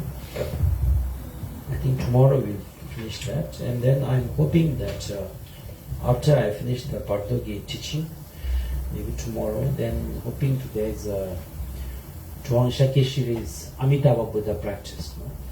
Because now, once you know the Bardo practice, then one of the best ways to do prayer for people who have deceased is through the Amitabha Buddha's practice, to be born into Tewaching Nishikam. Because it is said that all other pure lands are very difficult to be reborn unless you are a special being. But Tewaching Nishikam is the one place where Amitabha said that as long as you have a devotion to Amitabha Buddha, as long as you have a full confidence in Tewaching Shinkam and his devotion in Amitabha Buddha and his pure land, if you have a bodhicitta, Chanchu Gisem, if you accumulate the merit and do purification, and if you make an aspiration, then not Tewaching Shinkam the Kior show. If you can do these four things, full confidence in Amitabha Buddha and his pure land, bodhicitta, not only for yourself but for the sake of all sentient beings, accumulating merit and purification, and the dedication. If you can do four quality, even ordinary people like us can be born into the Tewaching Shinkam. And if you accumulate all the four conditions but you have a doubt, Amitabha Buddha said that you will be born into the lotus, but the lotus will not open for 500 years because of the negative karma of doubting the Buddha's words. So that is why I think this is something, I think the practice will go very well along with the Bardo's teaching. So that is why if we get time, we will finish the Bardo and do the Amitabha teaching also. If not, we'll do the next week. No? So on book is on the one to treat them. Rab Dorjit and the Mayang and Matok Nuna Tomet to his Hamjek Yumar Shepherd Chinging Laws. Let's all receive this teaching with bodhicitta motivation that whatever teaching they will receive, through that practice, may we be of benefit to all the sentient beings, and especially to the sentient beings who are about to pass away, who are experiencing the Bardo realm. May we be of benefit to them. May this teaching be of benefit to them. So with the motivation of the bodhicitta, let's receive this teaching as well as give this teaching. So yesterday we came to the point about that so I think yesterday, to summarize what happened yesterday, what we talked yesterday, we talked that there are different traditions have a different categorization of the Bardo. However, in the Drupa traditions, we just categorize it to basically three kind of the Bardo: the dead Bardo, Siva Bardo, and the nature Bardo. We talked about yesterday how when the process of the death starts, how firstly the external, the five sensory begin to fail or dissolve, and then after that internally the four elements begin to dissolve into one another, and consequently when the earth element dissolves, we lose the physical strength even to move, and then the water element dries up into the fire, then you feel thirsty, your throats are dry, and then when the fire element dissolves into the wind, you don't, even if it's in the heat of a very hot place, you don't feel the warmth. And then when the wind element dissolves, then you have a difficulty breathing, and finally the outer breathing stops. And then when the outer breathing has stopped, then the four stages of the internal dissolution happen. So in that time, emotion-wise also, the very raw and very gross emotions of the anger dissolves into the desire. And then at the same time, our Father's essence, which is liquid in the nature, which is whitish in the color, remain in our forehead, goes down. And then the second stage, the desire emotion dissolve into the ignorance, and then the mother's essence, which is the warmth, like a reddish, like a fire, no longer stays in the navel but rises up towards the heart. And then on the third stage, the ignorance also dissolve into the nothingness, or dissolve into the undefinable nature, expanse of the undefinable nature. And then our consciousness, consciousness is in the middle. The father's essence, mother essence rises up, meets in the middle, and then at that moment, all the dualistic concepts and thoughts are naturally dissolved, and there is a moment of pure awareness, you can call it awareness, you can call it pure, undefinable nature arises naturally. And at that time, if during your own day-to-day life, if you have been able to do the practices to recognize your nature, at that time, when you're able to recognize that moment and remain in that moment, that is the meaning of what is called Tukdam, and that is also how you are able to get enlightened in the Dhammakaya stage. And however, if you're unable to do that, then the unconsciousness happens. Then how long the unconsciousness lasts, sutras say usually 3, but the Gyalwa Dokhampa from his meditative experience, he said usually not more than a 1 day. And once you get up, then once you awaken from that unconscious state, that shock, then the consciousness has to come out from the 9 doors. And then once it comes, then the Bardo's body, which is insubstantial, like a dream-like body, starts to form. So yesterday I think we came to that part. I think yesterday we also covered that the reason why after a person passes away, we say that the next 3 days is considered very important is because they are remaining in that unconscious state for 3 days to 1 day.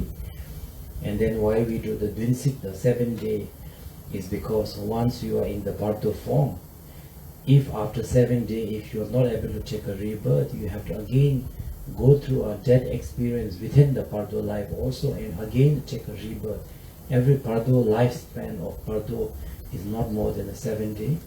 So every 7 day again the fear of dying, that you have to go through, that is why the Dvinsik is observed.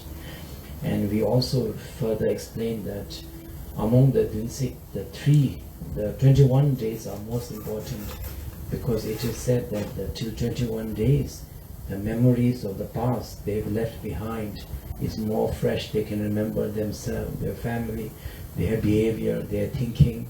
If they receive some teaching during that life, they can remember it. After 21 days, the karma where they're going to be born exerts itself.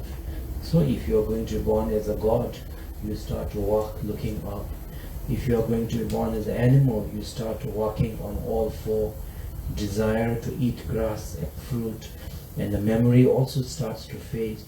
So that is why it is much more difficult to change the direction of the birth after 21 days. So that is why we say that the 21 days are important.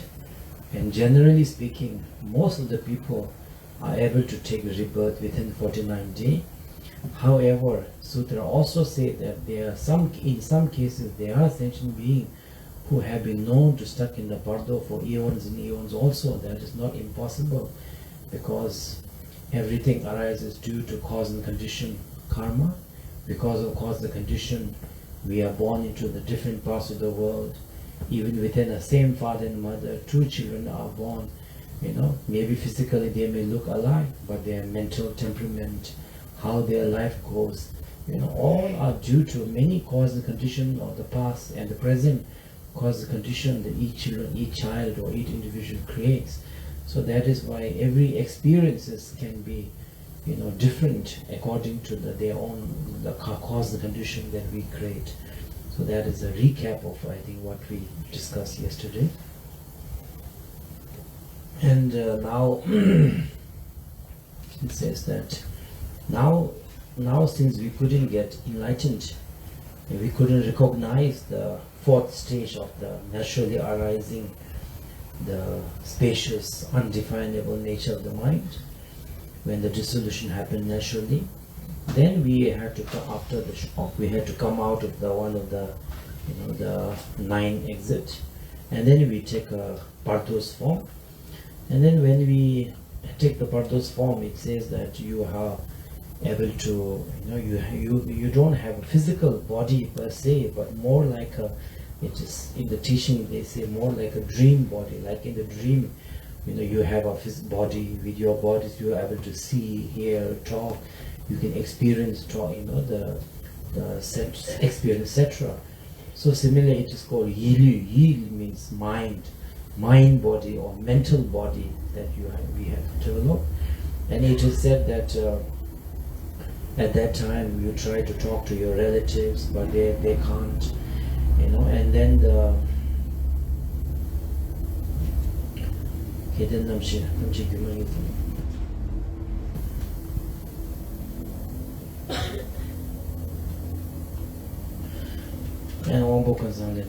and then except for that time you are able to go wherever you want. As soon as you think of something, you are able to reach that places. And then, as we mentioned yesterday, because you want to converse with your relatives, they don't reply to you, and you are able to read their minds. And it is said that during that time, not only if the relatives also should try our best not to go through extreme grief, because that also makes them more, kind of confused and attached. So at that time, may I be able to let go of the attachment. And aside from the chadam tiwa chubar chingilo, Wangbo Kunsang Lewang Zutril then. Wangbo Kunsang means the 5 senses are there, 5 faculties are there. Zutril then means that you have a miraculous power. Miraculous powers are usually either achieved through meditation, or it can be achieved through the karma also. For example, birds are miraculously able to fly from their born. Is not because of meditation, it's because of the karma. They are born with the wings. So similarly, Bardo beings are also able to read other people's mind, etc. So during this time, many of the masters used to advise us that, when we do the prayers for the deceased, it is very important that if you are someone who is very good with your visualizations and practice, it will be greatly beneficial for them. If you are not able to do that, at least it's very important that the practitioners must have a devotion to their own, Buddhas and Bodhisattva and Guru, compassion towards those who are suffering, because they can combine. So if the people who are seeking for help comes to the practitioners, the lams, rinpoches, or the whoever, the chops, if the lay people doing prayer, and if lam chop doesn't really care or thinking a lot of negative thing, then the deceased person will come for help when they are going through so much of fear, so much of unknown. Instead of getting hope and the solace from the practitioner, they instead feel anger and hatred. So the lam chops or the whoever, instead of helping the deceased, will send them to the hell realm because of the anger that arises in the Bardo realm. There are some stories that in the past in the Himalaya there were some people who came back from the after there's many stories about in Bhutan also, other region Himalaya called Delok, means someone who dies, but before the 49 day they come back, and then they are also able to explain how the Bardo happens, what happens. So it is said that there was one lady, she said that after one time some monks came.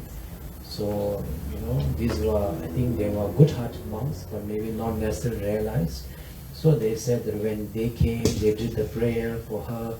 She felt, usually in the Bardo, because right now our body is there to stabilize the mind.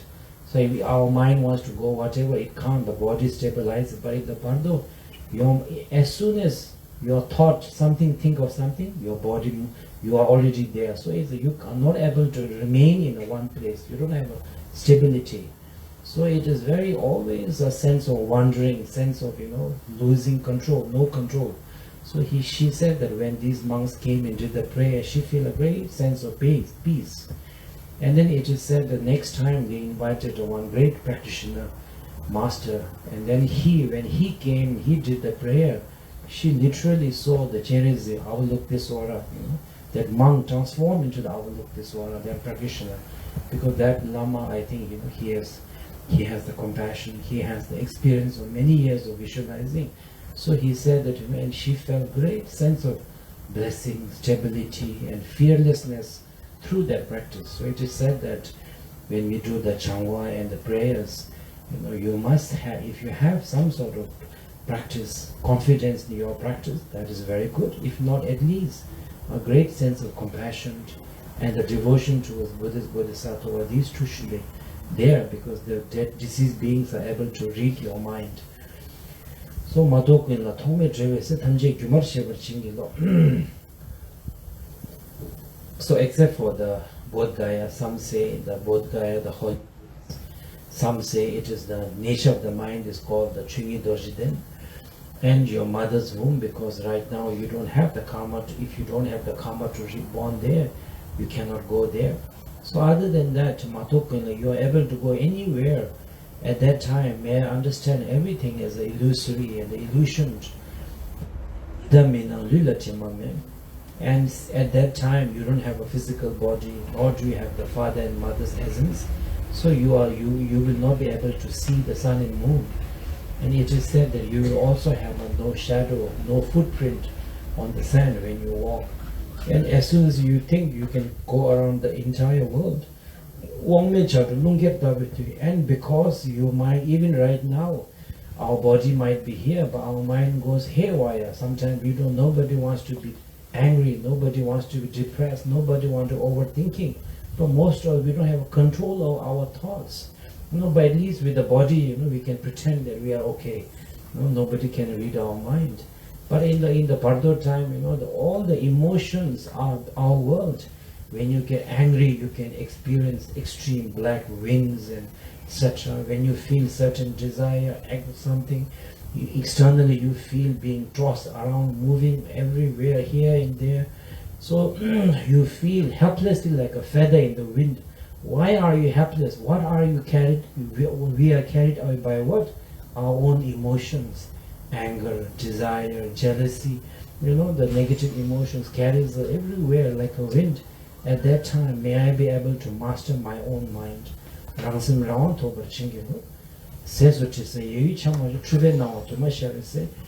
only thing that we are able to consume during the Bardo is through the smell. So that is why it is when we do the sur, when we do the sur, we burn, for example, like a food mixed with the holy chilaps, etc. And we bless it firstly with the Om Subhava Shuddha, understanding that all phenomena has no inherent reality. From the Shunyata arises all sort of offering and the food which we offer to Buddha Dhamma Sangha first, and by the merit of offering to Buddha Dhamma Sangha, and by the merit of by the natural blessing of the Shunyata, from which everything arises, we visualize the food, and give it dedicated to all the hungry ghosts and hungry beings staying in the Bardo realm. So they are able to consume only that.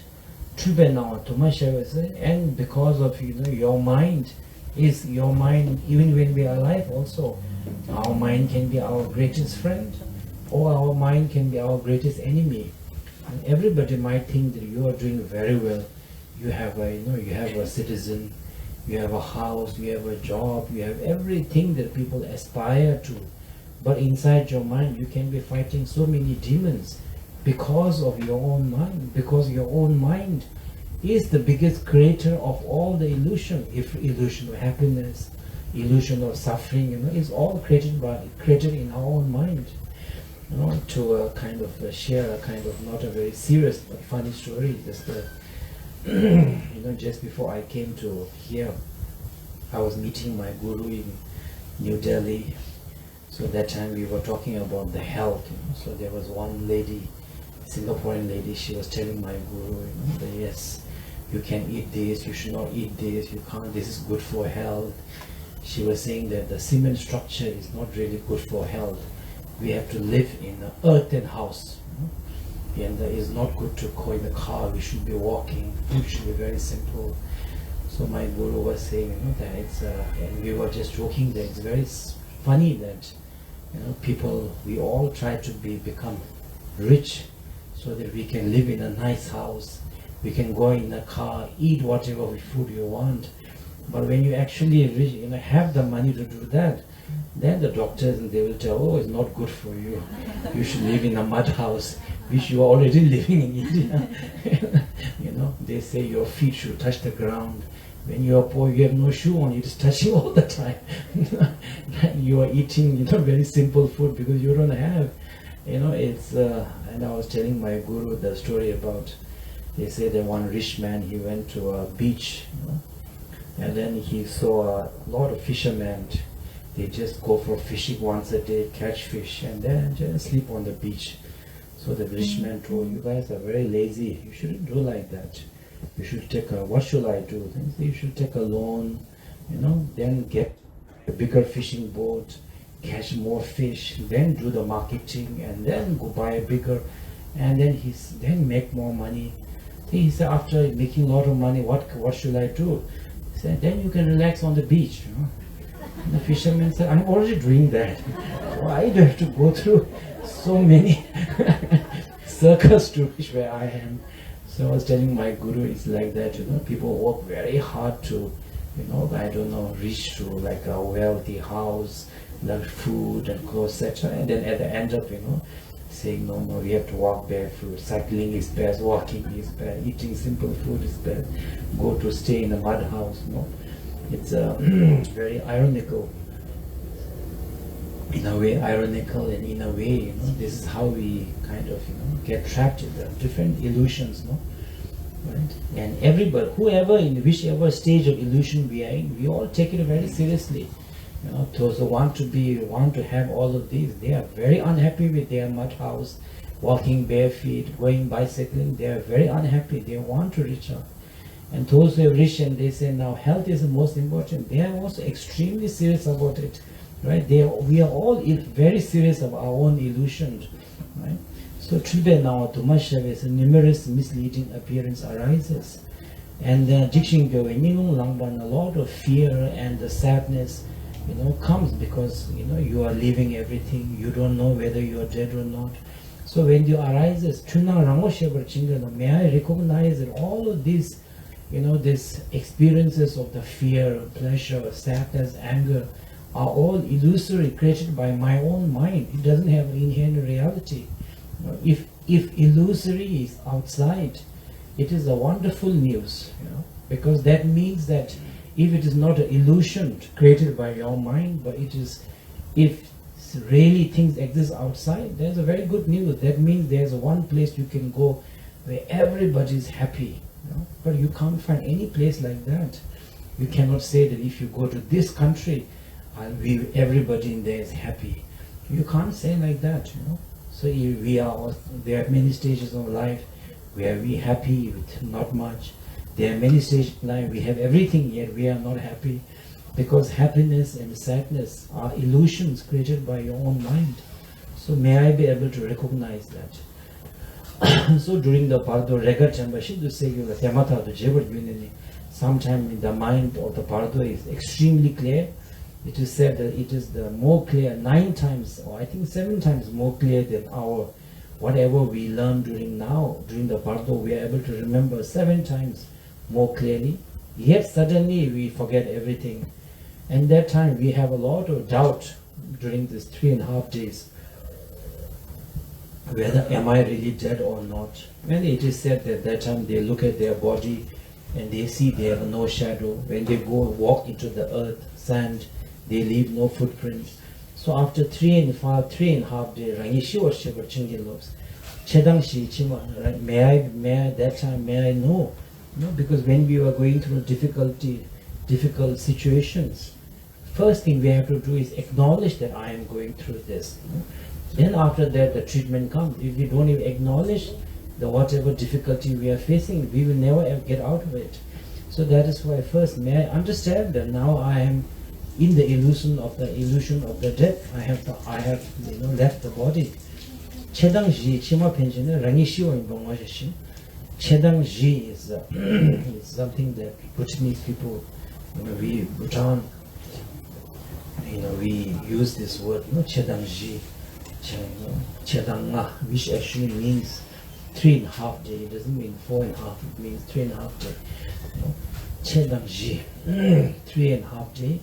After 3.5 days, most of the beings in the Bardo, they understand that they passed away. Rangishiwa in Bangladesh.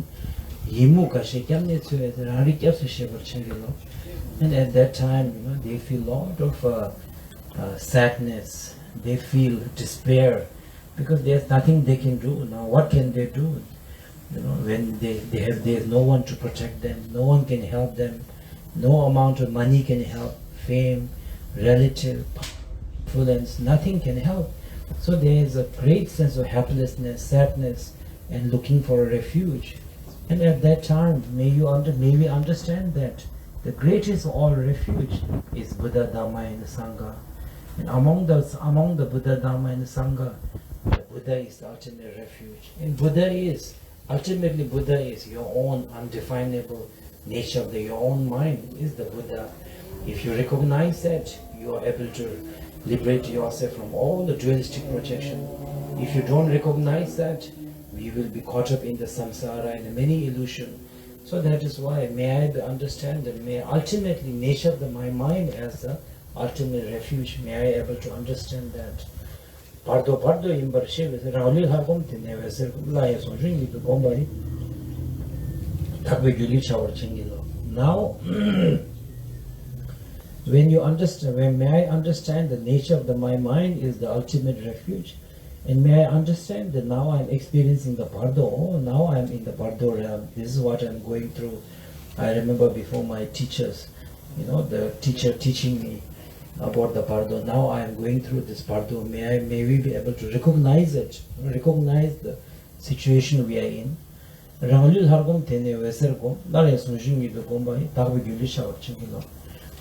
during the Bardo, if you have done the visualization practice well, during the Bardo time is an opportunity for you to, second opportunity to liberate yourself is when you have already taken the Bardo form, but that Bardo form can be transformed into, it says, Ramlil Hargom, visualize yourself as whatever your deity. If you have always done Charisi practice, remain in the non-definable nature of the mind, Om Subhava Shuddha, Sarva Dhamma Subhava Shuddha, dissolve all the dualistic concept, and from that undefinable nature arise into the green Tara, arise into the Avalokiteswara, arise into your practice, do your practice, confident, and then dissolve that, dissolve the form into the nothingness. Tam, for example, Tara, we dissolve into the Tam, the mantra, the Tam into the, the crescent, the Dase, Tikle, Nada into nothingness. And then the Nada arise again into the form of the Tara, and then remain in their unfabricated nature, and then there is opportunity for you to get enlightened in the Sambhoga Kaya form, in the form of the Tara, in the form of Avalokiteswara, Guru Padma Sambhava, whatever is your practice, there is opportunity for you to do that. If you have been able to do your practice in your day when we are alive. It is said that when we do the practice, for example, many of you are doing the the Tara practice. So in the Tara practice, all the visualizations we do, it actually corresponds with the life and death circle. For example, in the let's say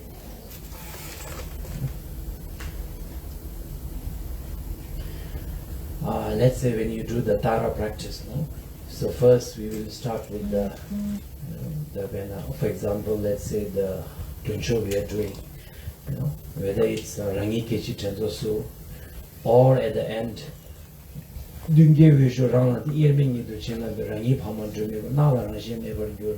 all the 21 Tara dissolve into you, and then you remain in unfabricated nature of the mind, where all the concept, even the concept of the you being you, are also dissolved into the the spacious nature of the mind, different nature of the mind. So that trains and purifies when we die, when all our consciousness, the dissolves into the Bardo, into the spaciousness, and then from that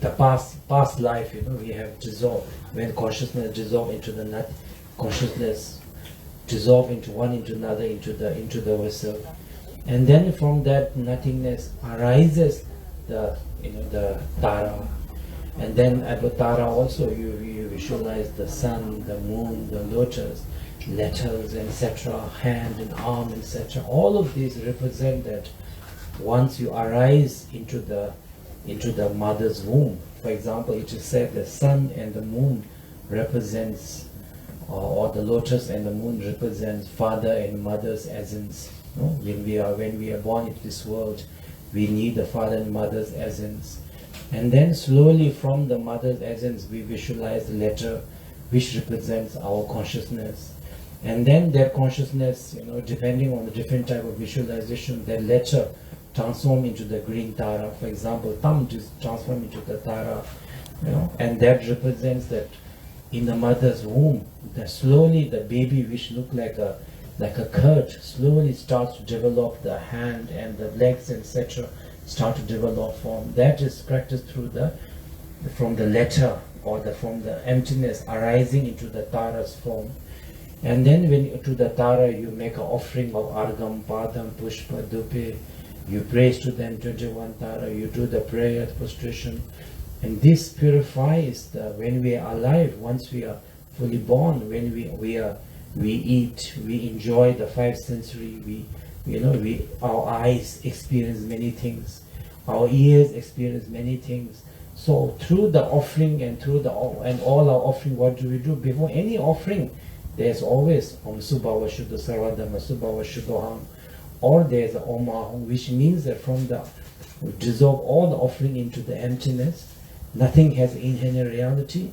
Everything arises due to cause and condition. And then from the emptiness arises the offering, so that whatever during the life eat, the five sensory things we enjoy, these are all purified and recognized as the illusion through the practice of offering Argam, Padam, Pushpa, Dvita, Tara. And then at the end of the Tara dissolution, what do we do? The Tara dissolve into the letter Tam.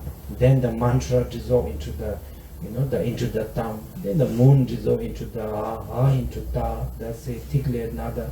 So when you do that, when you do it not just because your guru says to you, but you do it diligently from your heart, with the devotion, with the understanding, then that is how you are training yourself to recognize the dissolution stage of the Bardo, right? So similarly, as when we dissolve the body into the into the Tam, the mantra into the Tam, then each letter dissolves slowly into nada. So similarly, in the future, when our inner dissolutions happened, when our eyes became to fail, when our ears became to fail, when our four elements dissolve, when the consciousness, the gross consciousness, and subtle into subtle, all of these processes we are practicing through the visualization practice. Then at the end, the nada also dissolve into nothingness, and we remain in the nature of the mind. That is to train ourselves for the fourth movement of the dissolution, where all the emotions dissolve into the not undefinable nature. And then if you are able, your present moment, you are, said, Master says, remain in the, do not think of past, future, remain in the present, unfabricated nature of the mind, and remaining there as long as possible prepares you for the recognizing the fourth stage of the Bardo's dissolution, when we are about to die. So that is why all our visualizations are not just about accumulating merit and purification and blessing, but entire life process, from the previous lives, Bardo, to the birth, to how we enjoy the five sensory, how we live our life, enjoying the five sensory, to the process of death is kind of, the kind of purified through the visualization practice. So it says that and then you are able to recognize the union of emptiness and appearance. Zongjuk means union, and be liberated in the Sambhogakaya stage. That is the second opportunity we have in the Bardo. Now if we are not able to do that, then now that the rail we are nearing towards the taking the rebirth. Then at that time, then we go through, we sometimes hear like the land there, the whole mountain is sliding down, the waves are crashing, the forests are burning, the great tornadoes and winds are like unbearable. How unbearable and terrifying, as if 1,000 dragons are roaring at the same time. And that kind of the fear and our experience during the Bardo realm, because our mind can create anything. So may I understand that all of these are manifestation arising from my own empty, from my own nature, the manifestation of nature of my mind. It doesn't have inherent reality. Similarly, it is said that you will experience 5 kind of light, and then the great, the lights and the circles, and then also great beings, fierce beings who are saying, kill and destroy them, etc. And it is said that if you recognize them, they are the Shiva Shivchutsangi, Tatonga Chutsagi, Shitral Hatsu. If you don't recognize it, they are your own negative emotion, anger, jealousy, all kind of afflicted emotion reflected back at you, right? So that is one of the main reasons why in the Vajrayana all our deities and visualizations are not peaceful. Our deities, some Buddha, some deity we visualize are wrathful, some are lustful, some are gentle, because we have all sort of emotions, and all of these emotions you can't delete it, you can't operation and take it away, but you have to recognize these emotions. If you recognize this emotion, we will recognize that this emotion arises from, where does it arise from, and where does it dissolve into, if you don't hold on to it. Of course, if you hold on to it, if you think about it, then the chain of thought will continue, right? That is why when we start arguing, you start arguing about food is not warm, and then go back to last year what you did, right? Chain of thought continues. So that's it. But if you don't do that, if you just leave it as it is, for example, if you draw in the water, right? If you draw in the water, what happens? The drawing disappears after a while. But if you draw in the sand, it stays longer. So similarly, all of these emotions, whatever we experience, anger, jealousy, etc., they arise from the spacious nature of the mind. They dissolve back into the spacious nature of mind. They are inseparable from the nature of the mind. So if you recognize it, anger is also a wisdom. Jealousy is also a wisdom. If you don't recognize it, they are negative. So similarly, when we are alive, if you are able to recognize these emotions, then during the Bardo also we'll recognize these, wrathful deities, etc., as the Shiva Shikchutsangi, Tatonga Chutsangi. If not, then we have to go through a lot of fear. So may I be able to understand the Rano Havrishya appearances as a deity. And then because we have the the 3 afflicted emotions, desire, anger, and ignorance, then we see they make us experience sometime, great kind of a cliff, or some sort of, like a, what do you call it, like a, what is it? Abyss, abyss, white color, red color, black colored abyss, where you feel if you fall down, you will never be able to come out. So that time when you come, that time also realize that these are also manifestation of my mind. These are manifestation of my, because I have not recognized, unrecognized desire, anger, and ignorance. They are also arising from the nature of my mind. Recognize that. Now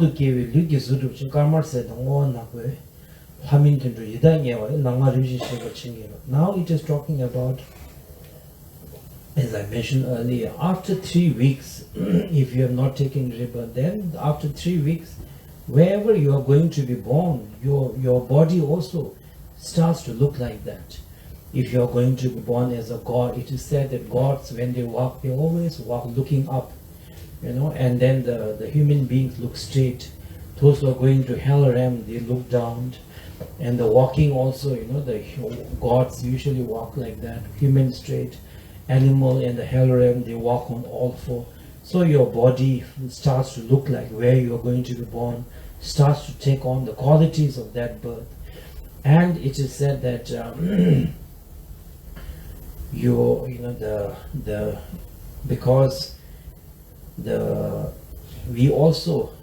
it is said in this here, it only talks about the 5 light, which represents 5 afflicted emotions: anger, desire, jealousy, pride.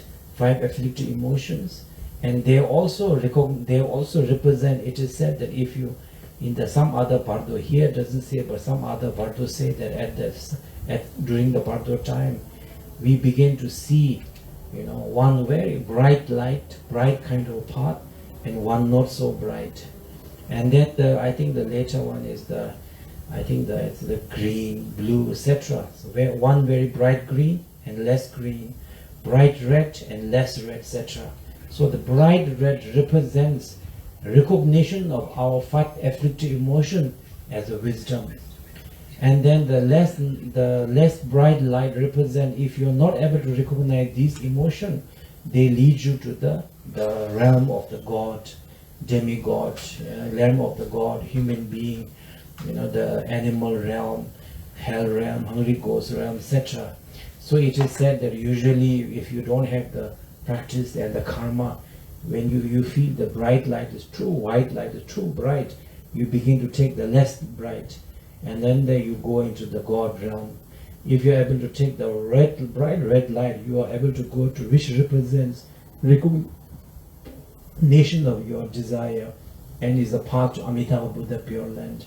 But then you feel a fear towards the brightness, choose the less bright, and that takes you to, I think, the animal realm.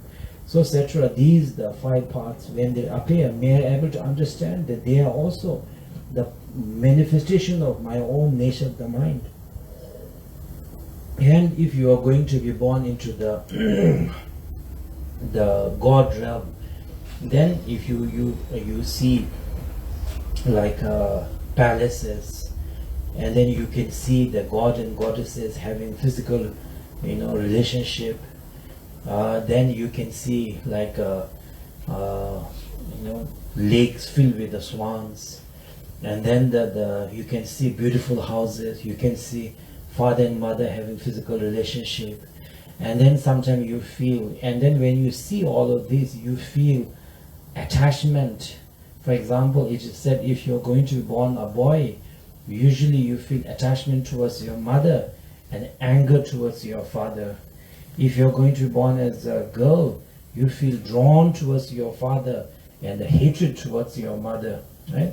So usually, our mind, because that time we have no body, so you can't call somebody and tell them to come. Even if you have to call somebody, they will only come for 2 reasons.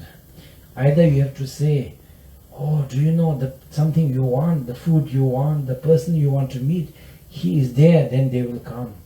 Or you have to tell, the person who was talking so bad about you, he's there, and then they will come running, So, what draws our attention, even in right now, our attentions are drawn either by attachment or by anger.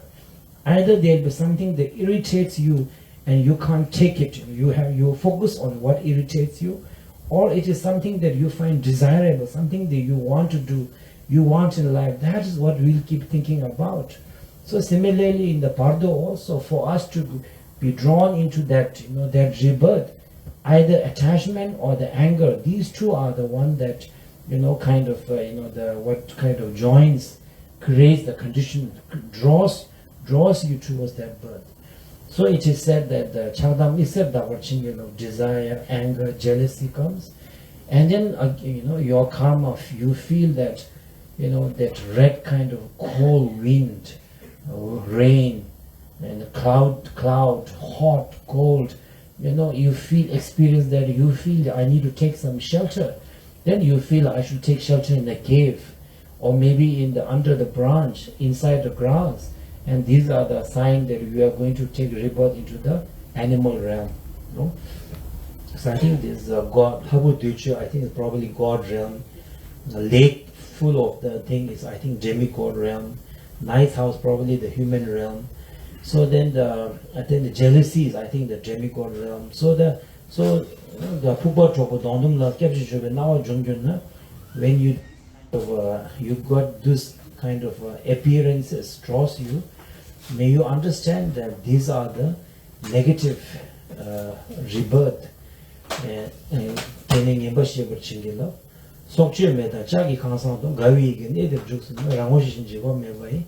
And when we have the condition to be born into the hell realm, we feel extreme cold, and we feel that, oh, there's a beautiful mansion made of the fire, iron mansion. I think I'll be very warm if I go there.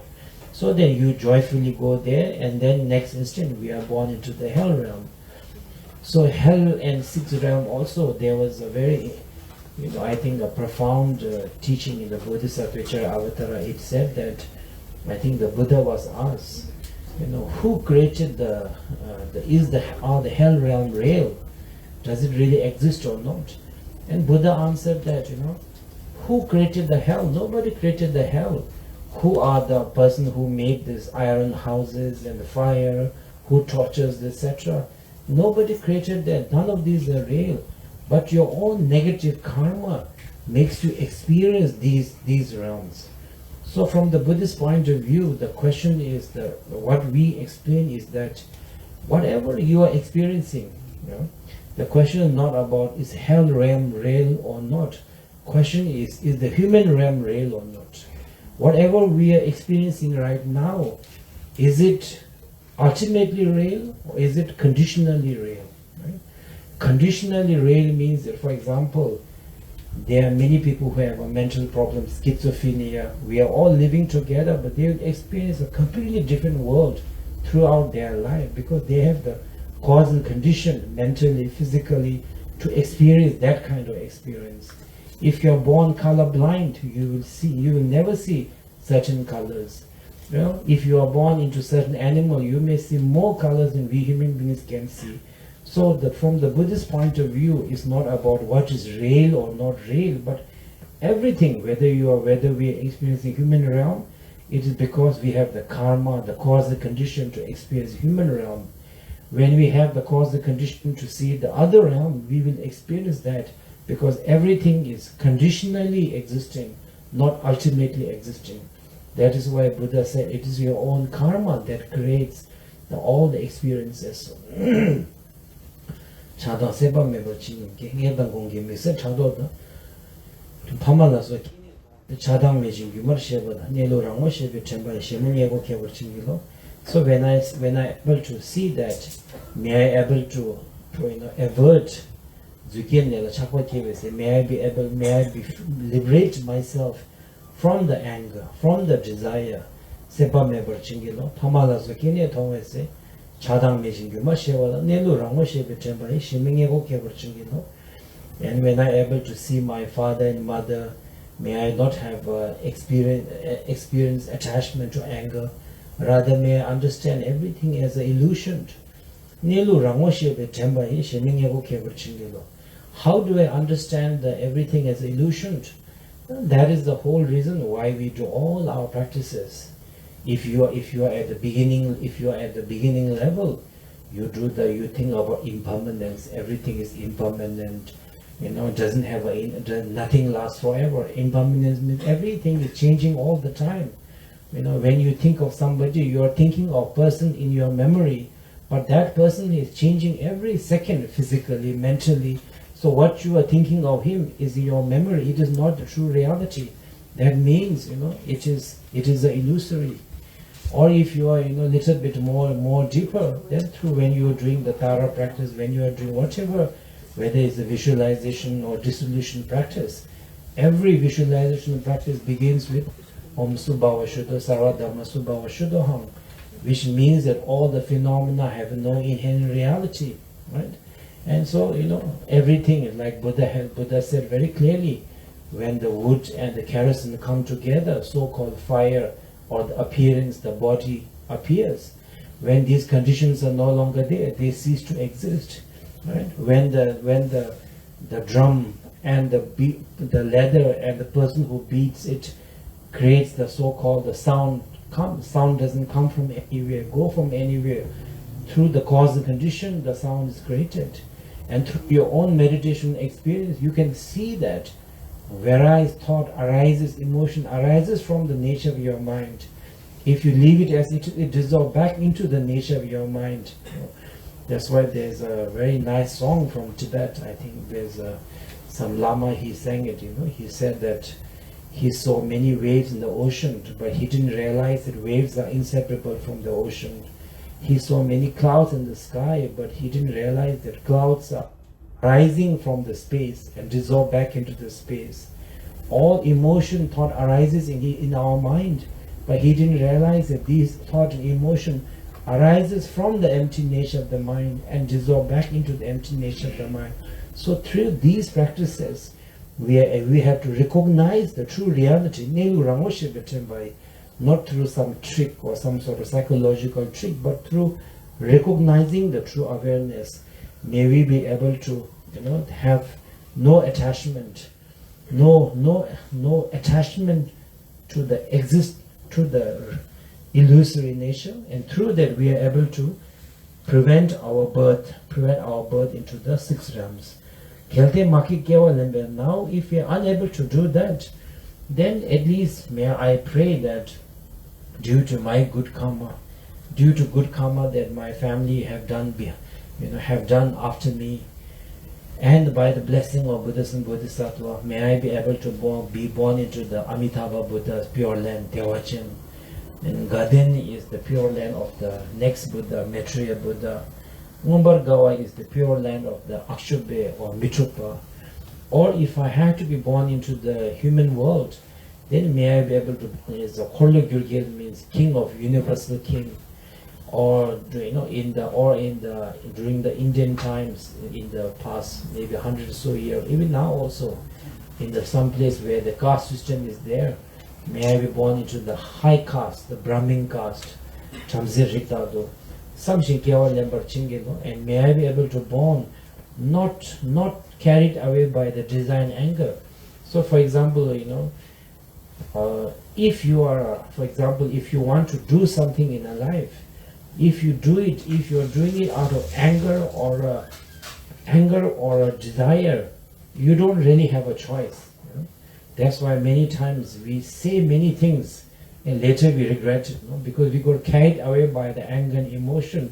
It's not like we calm down and we think of what word to say, what consequences it will have. If I say this word, will it really resolve the situation or not?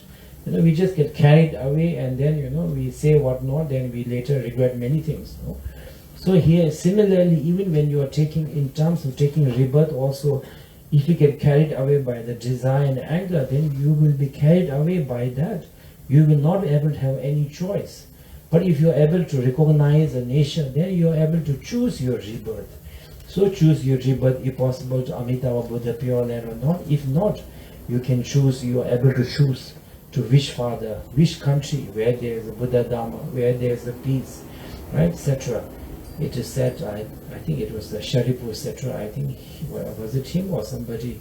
He said that in his past life, he was born into a very wealthy family, so they never allowed him to practice Dharma. So he said, next life, I want to be born into a little bit, the good family, but not so wealthy that they will never allow me to practice the Dharma.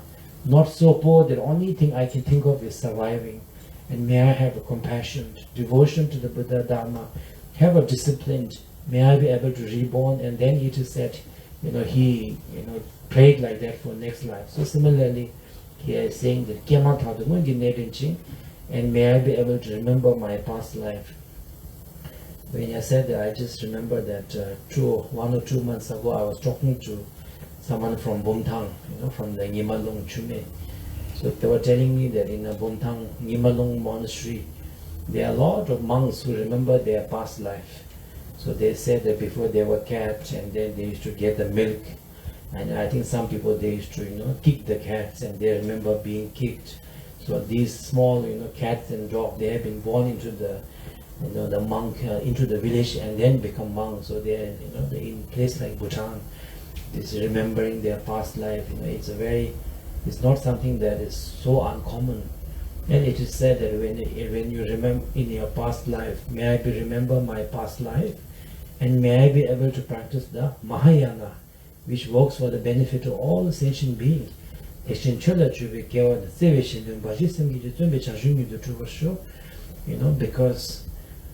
it is said that if you can remember the past life, you will understand that every life we have taken, the amount of the tears that we have cried because we have lost our son, because we have lost our husband, wife, children, our relationship didn't work out. And the amount of the tears we have shed will be more than all the oceans combined. The amount of the milk we have drunk from our mothers will be more than the oceans. Amount of our bones will be higher than any highest mountain in the world. And every time we have taken this rebirth, we have always been, taking care of our loving care of our father and mother. Whether you're animal also, you can see in the YouTube and all of that. Even if you're, even a bear also, they take very good care of their, their babies. Whether it's a bear, cat, monkey, the mother and father, especially the mother, how much they take care. So it just said that when you can understand that how many life we have taken, and every sentient being, even if they try to harm us, ultimately, even the very people who are doing negative things to us are also doing, because they have not recognized that we are also mother and father in our past life. So these sentient, so may I be able to generate the bodhicitta, so that whatever I do, it is not only for myself, it is possible purely for the benefit of all sentient beings, and develop the bodhicitta, and diligently, practice the enlightenment. I think definitely, if you can remember the Bardo, remember all the things you have been through, I think we will definitely be a good practitioner, no? Hopefully, but then sometimes we human beings have a very short memory, no? We make the same mistake again, many times. By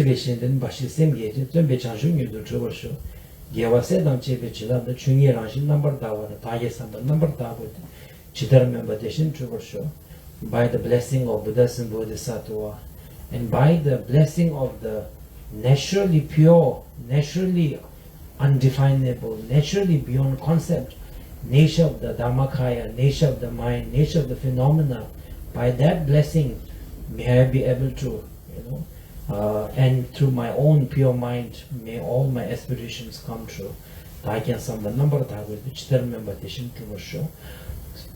So this is the Bardo, the teaching. Then maybe we'll leave a little bit time for question answer. If you have some questions and all, we'll leave for maybe 10 minutes or so.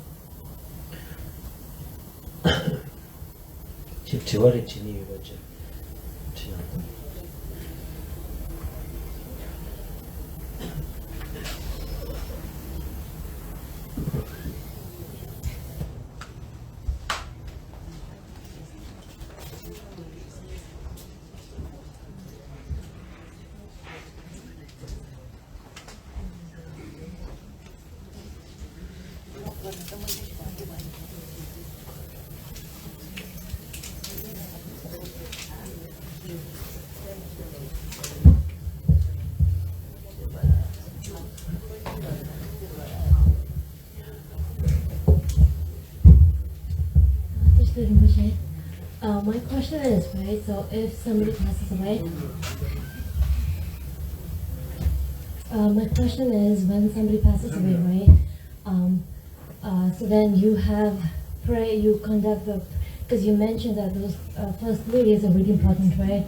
So then if you're not able to do the prayers at your own house, because I understood that, that person is now, he's still not, clear that person has passed away. But if you're doing your prayers away in, say, in Bhutan or India, then how does that help the person who's just passed away? Actually, it's a very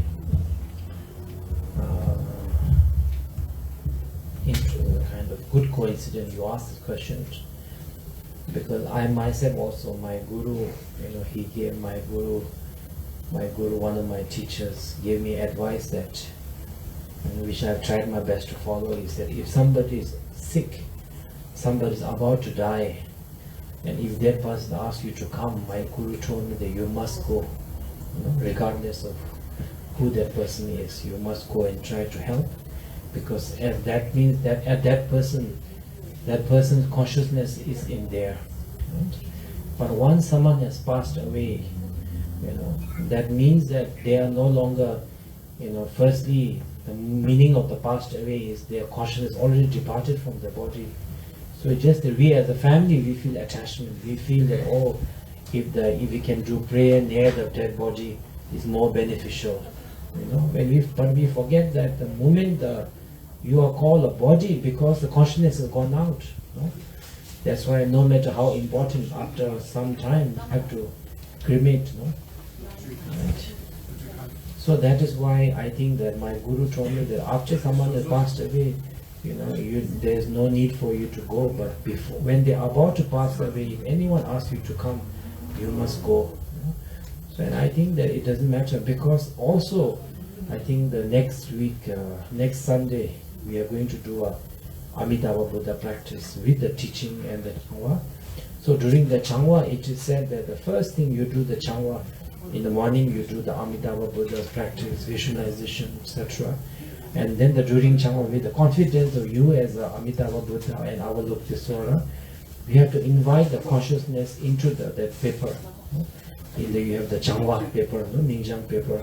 So in that paper it is said, when we do the invitation, it is said, by the truth of the Buddha, Dhamma and the Sangha, Guru, Jaka, Jakini, this consciousness, wherever it is, you should come and dissolve into this paper.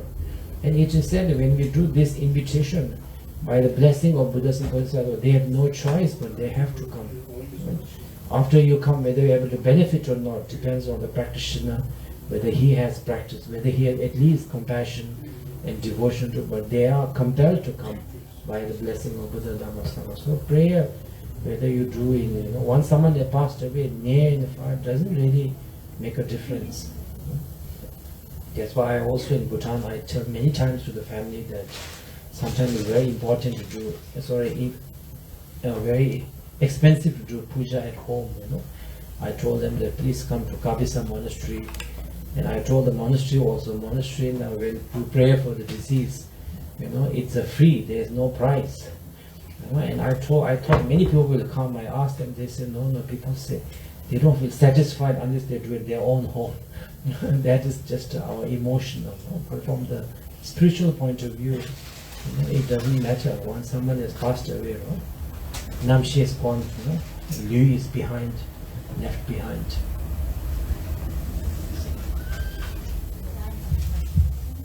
Yes, Tashi. Yes.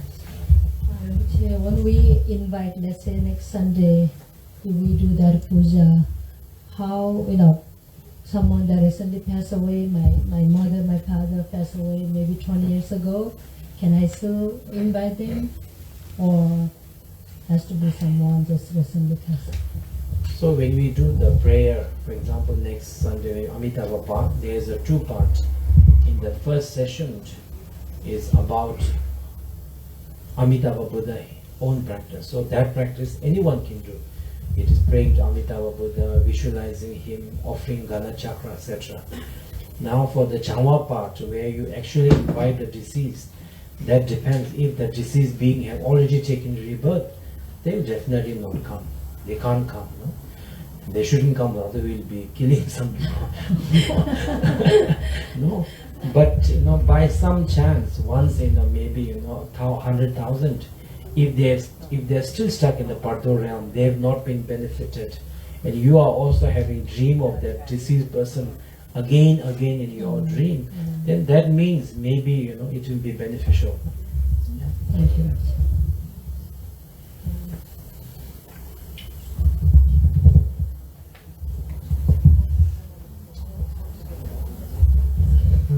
Your Eminence, thank you so much for coming to USA back again. Please come more often, stay longer every time. So I have one question, like in USA especially, and people in the non-Buddhist countries, we don't, it's much more difficult because the economy runs from selling the arms and keeping the wars and people making profits. So if we are the Buddhist practitioner, it's harder to feel the power of the Buddha Dharma because we are in the place. So we want to appreciate everyone and keep a love and compassion, but those 5 klesha, I think it doesn't, our problems fall somewhere in those, what they call secondary emotion of feeling hopeless in that kind of thing. So if we are on our deathbed somewhere on the highway in USA, our Gompa lamas will be maybe thousands of miles away. Very difficult to contact, even to request the pujas. It's very difficult. Then we may feel, oh, it's hopeless. It's like that kind of. So maybe you can give some words to that we can think of in that time. Please, You know, I think that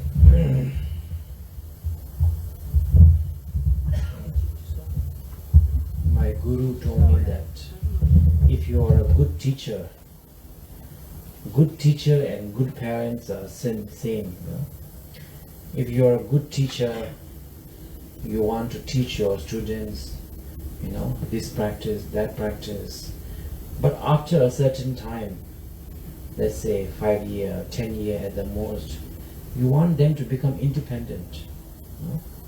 If you're a really good teacher, you can look at the Milarepa and Marpalosa, Naropa.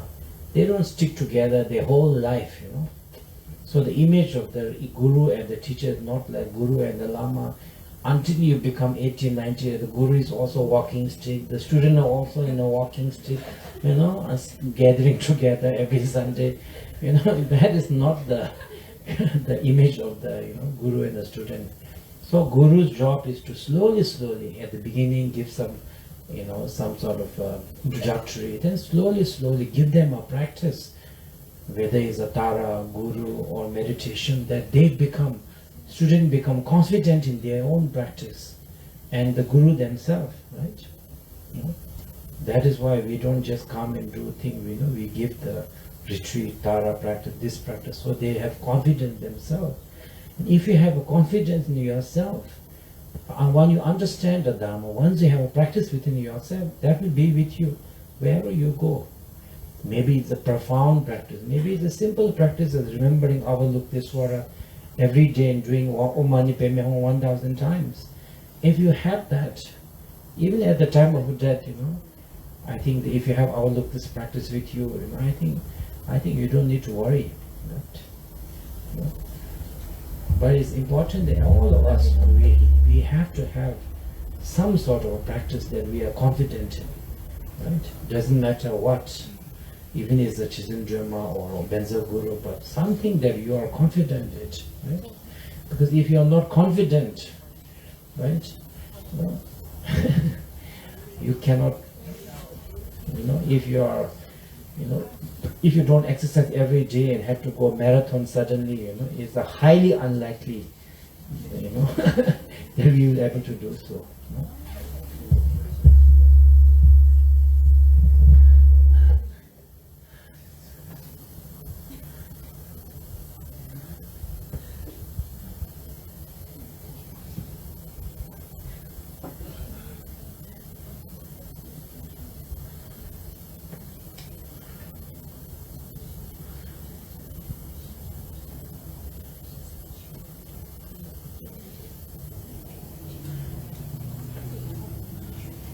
So, to South America, have any question?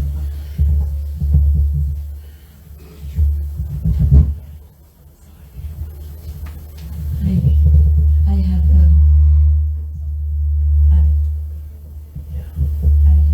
small questions.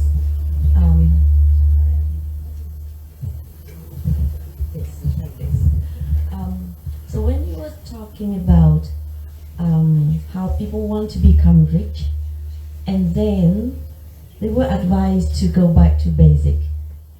And that is like a really ironical situations, and people think, why do we need to become rich? But it is because for the poor people, they have no options. They have just one option, to being, you know, lying on the beach. But for people who want to be better, then they have options. They can be on the beach or they can do something else. Is that, I don't know whether that's the correct understanding that I got. Thank you. I don't know. I think what I meant was that I'm not advocating either one option or another. What I'm saying is that, you know, the person who wanted to work very hard to become a rich or successful is also the mind that wanted to do that. And then later, when the mind, it is the very mind that, says that, okay, now, it is not, the wealth alone is not enough. I need to have a good health. I need to do this. I need to, eat something like, I need to live in a muddy house. I need to do, who doesn't want what doesn't like what they've achieved, who finds it very stressful to live the life they have created, is also their mind. So our mind at different stage of life craves different things. And all of these cravings are manifestation of your own mind, which is the meaning of illusion, right? When you are young, I don't know, for myself, I think just a chocolate was my goal in life. And a holiday, that's it, nothing more. Right? If somebody asks me, do you want money or a holiday from reading sutra, and say holiday I want. Right? And then as you get older, your goal changes, your definition changes. Maybe when you're really old, maybe your entire life you look back as a memory, and maybe your entire life may seem like a like a dream, like an illusion. If you look back past 80 years, 90 years,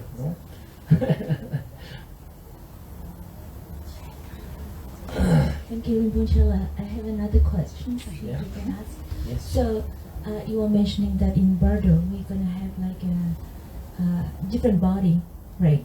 Yeah. The Bardo body. Mind body, mental body. Mental body. Yeah. Is it just the same as illusionary body that they mentioned in the practice? Or that's just different form? That's the first question. I think it's different. Different. Illusory body is coming out of realization, coming out of wisdom. The other body is just from the karma caused the conditioned. So another question is that you were mentioning that because of desire that we reborn and go into a different way. But the thing is that without desire, how can we reborn in Amitabha Buddha land, for instance, without desire to be reborn there? I mean, and that's one of these motivation that we reborn in the Buddha's land, and also that is that the limitation for us to go forward with this desire to be so strong. Right now, when we talk about desire and anger, remember there were some examples given, like you can see a beautiful house and you feel desire. You can see your father and mother having physical relationship and you feel desire towards mother or the father, anger towards the mother, and that anger and the hatred, anger and the desire draws your consciousness into that rebirth. Or sometimes you feel very cold and you see a very nice cave, you feel a desire to take shelter in the cave without realizing that the cold you feel is an illusion, And then once you get desire into that cave, then you will be born into the animal realm. So it is talking about during the Bardo realm, when you see these kind of wish generates the desire to be born into Amitabha Buddha pure land is not like the desire that we have for material things, the fear and the desire. For example, we want to born Amitabha Buddha for what? Because we have no attachment and we are tired of attachment and aversion in the samsara. That is why we want to born Amitabha Buddha pure land. After Buddha pure, what we want to do? We want to receive Amitabha Buddha teaching and practice and get enlightened. Right? So there is a difference in that. You can call it, if you really want to be technical, you can, like a scientist, you can call it good desire. Okay? Yeah.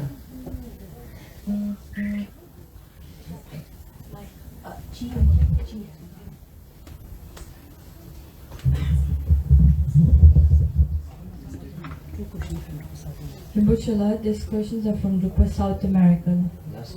So for me, a being of low understanding, should I focus at the moment of death on being reborn in Dewachen or in attaining enlightenment? what determines those 49 days to be reborn? Is it the time necessary to be reborn in Pure Land? What is the Buddhist perspective on organ donations? That's one by one. Okay.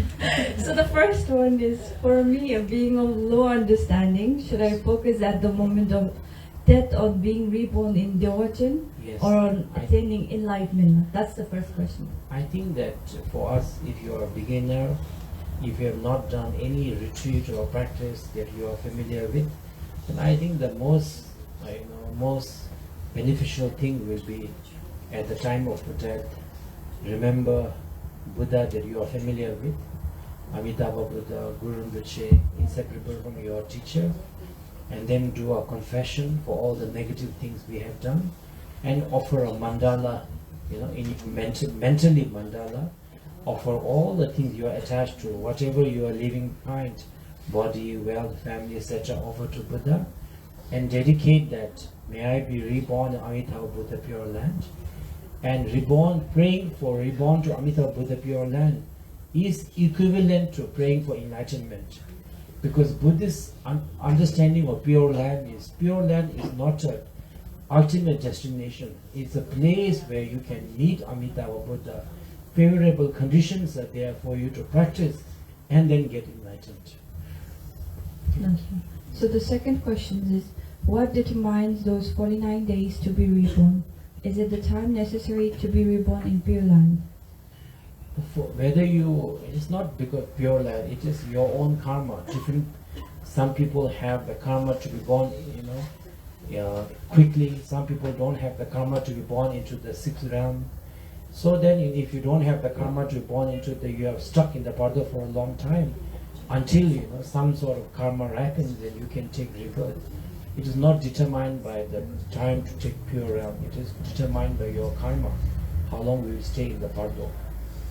And the good karmas that your family do behind you can also effect change in that. The last question is, what is the Buddhist perspective on organ donations?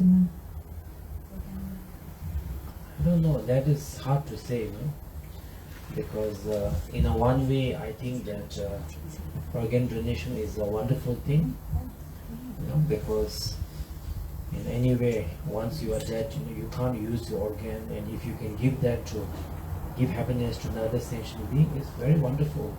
If you read the Buddha's life before, the Bodhisattva, he gave away his eyes, he gave away his head, he gave away his entire bodies to benefit the sentient being. So if you're able to do that with a bodhicitta mind, I think that is very good.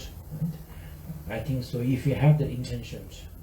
However, if you are a practitioner, Vajrayana practitioner, and you are going into you are able to recognize each stage and going into the Tukdam, and when you're where your body is, in the Tukdam, where there's warmth around you, real Tukdam, okay, not the nowadays everything is called Tukdam, where you're really into the meditation, and then suddenly, somebody comes and checks out your, however, very few people are able to do Tukdam, So I think that,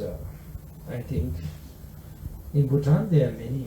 I remember there was one student of Gyaltsen Tukur Rinpoche who did 6-year retreat.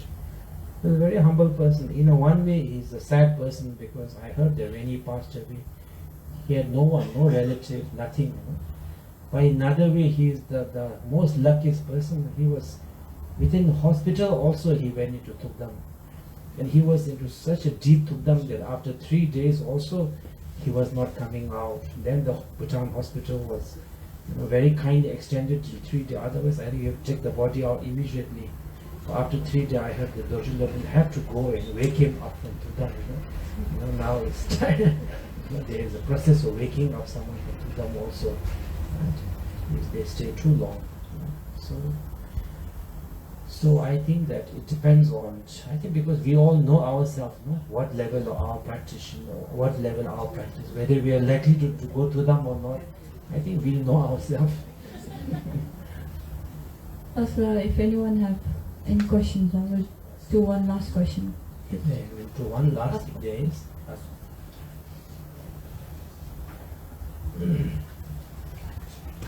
one person, one question. I'm just joking. I'm just joking. Again, Kyotrim said, Your Eminence, thank you again. And I was wondering about second Gyeon Drupal Kungapanjar and his. Do you know any story like why he wrote this prayer, like who requested it? But there's also one he wrote the Osel Soldeb. So I'm wondering, they went together traditionally in the Drupal lineage? Then maybe we should invite you to teach the Osel Soldeb also. I think the Bardo teaching was probably composed because one of the main practices of Drupal lineage are the 6 yoga practice. And I think the Bardo teaching is usually given as a teaching, but maybe not as a prayer. So Gyalwa Dokhampa, I think he kind of made it into a prayer which is easily understandable by us beginner. So I think that's why.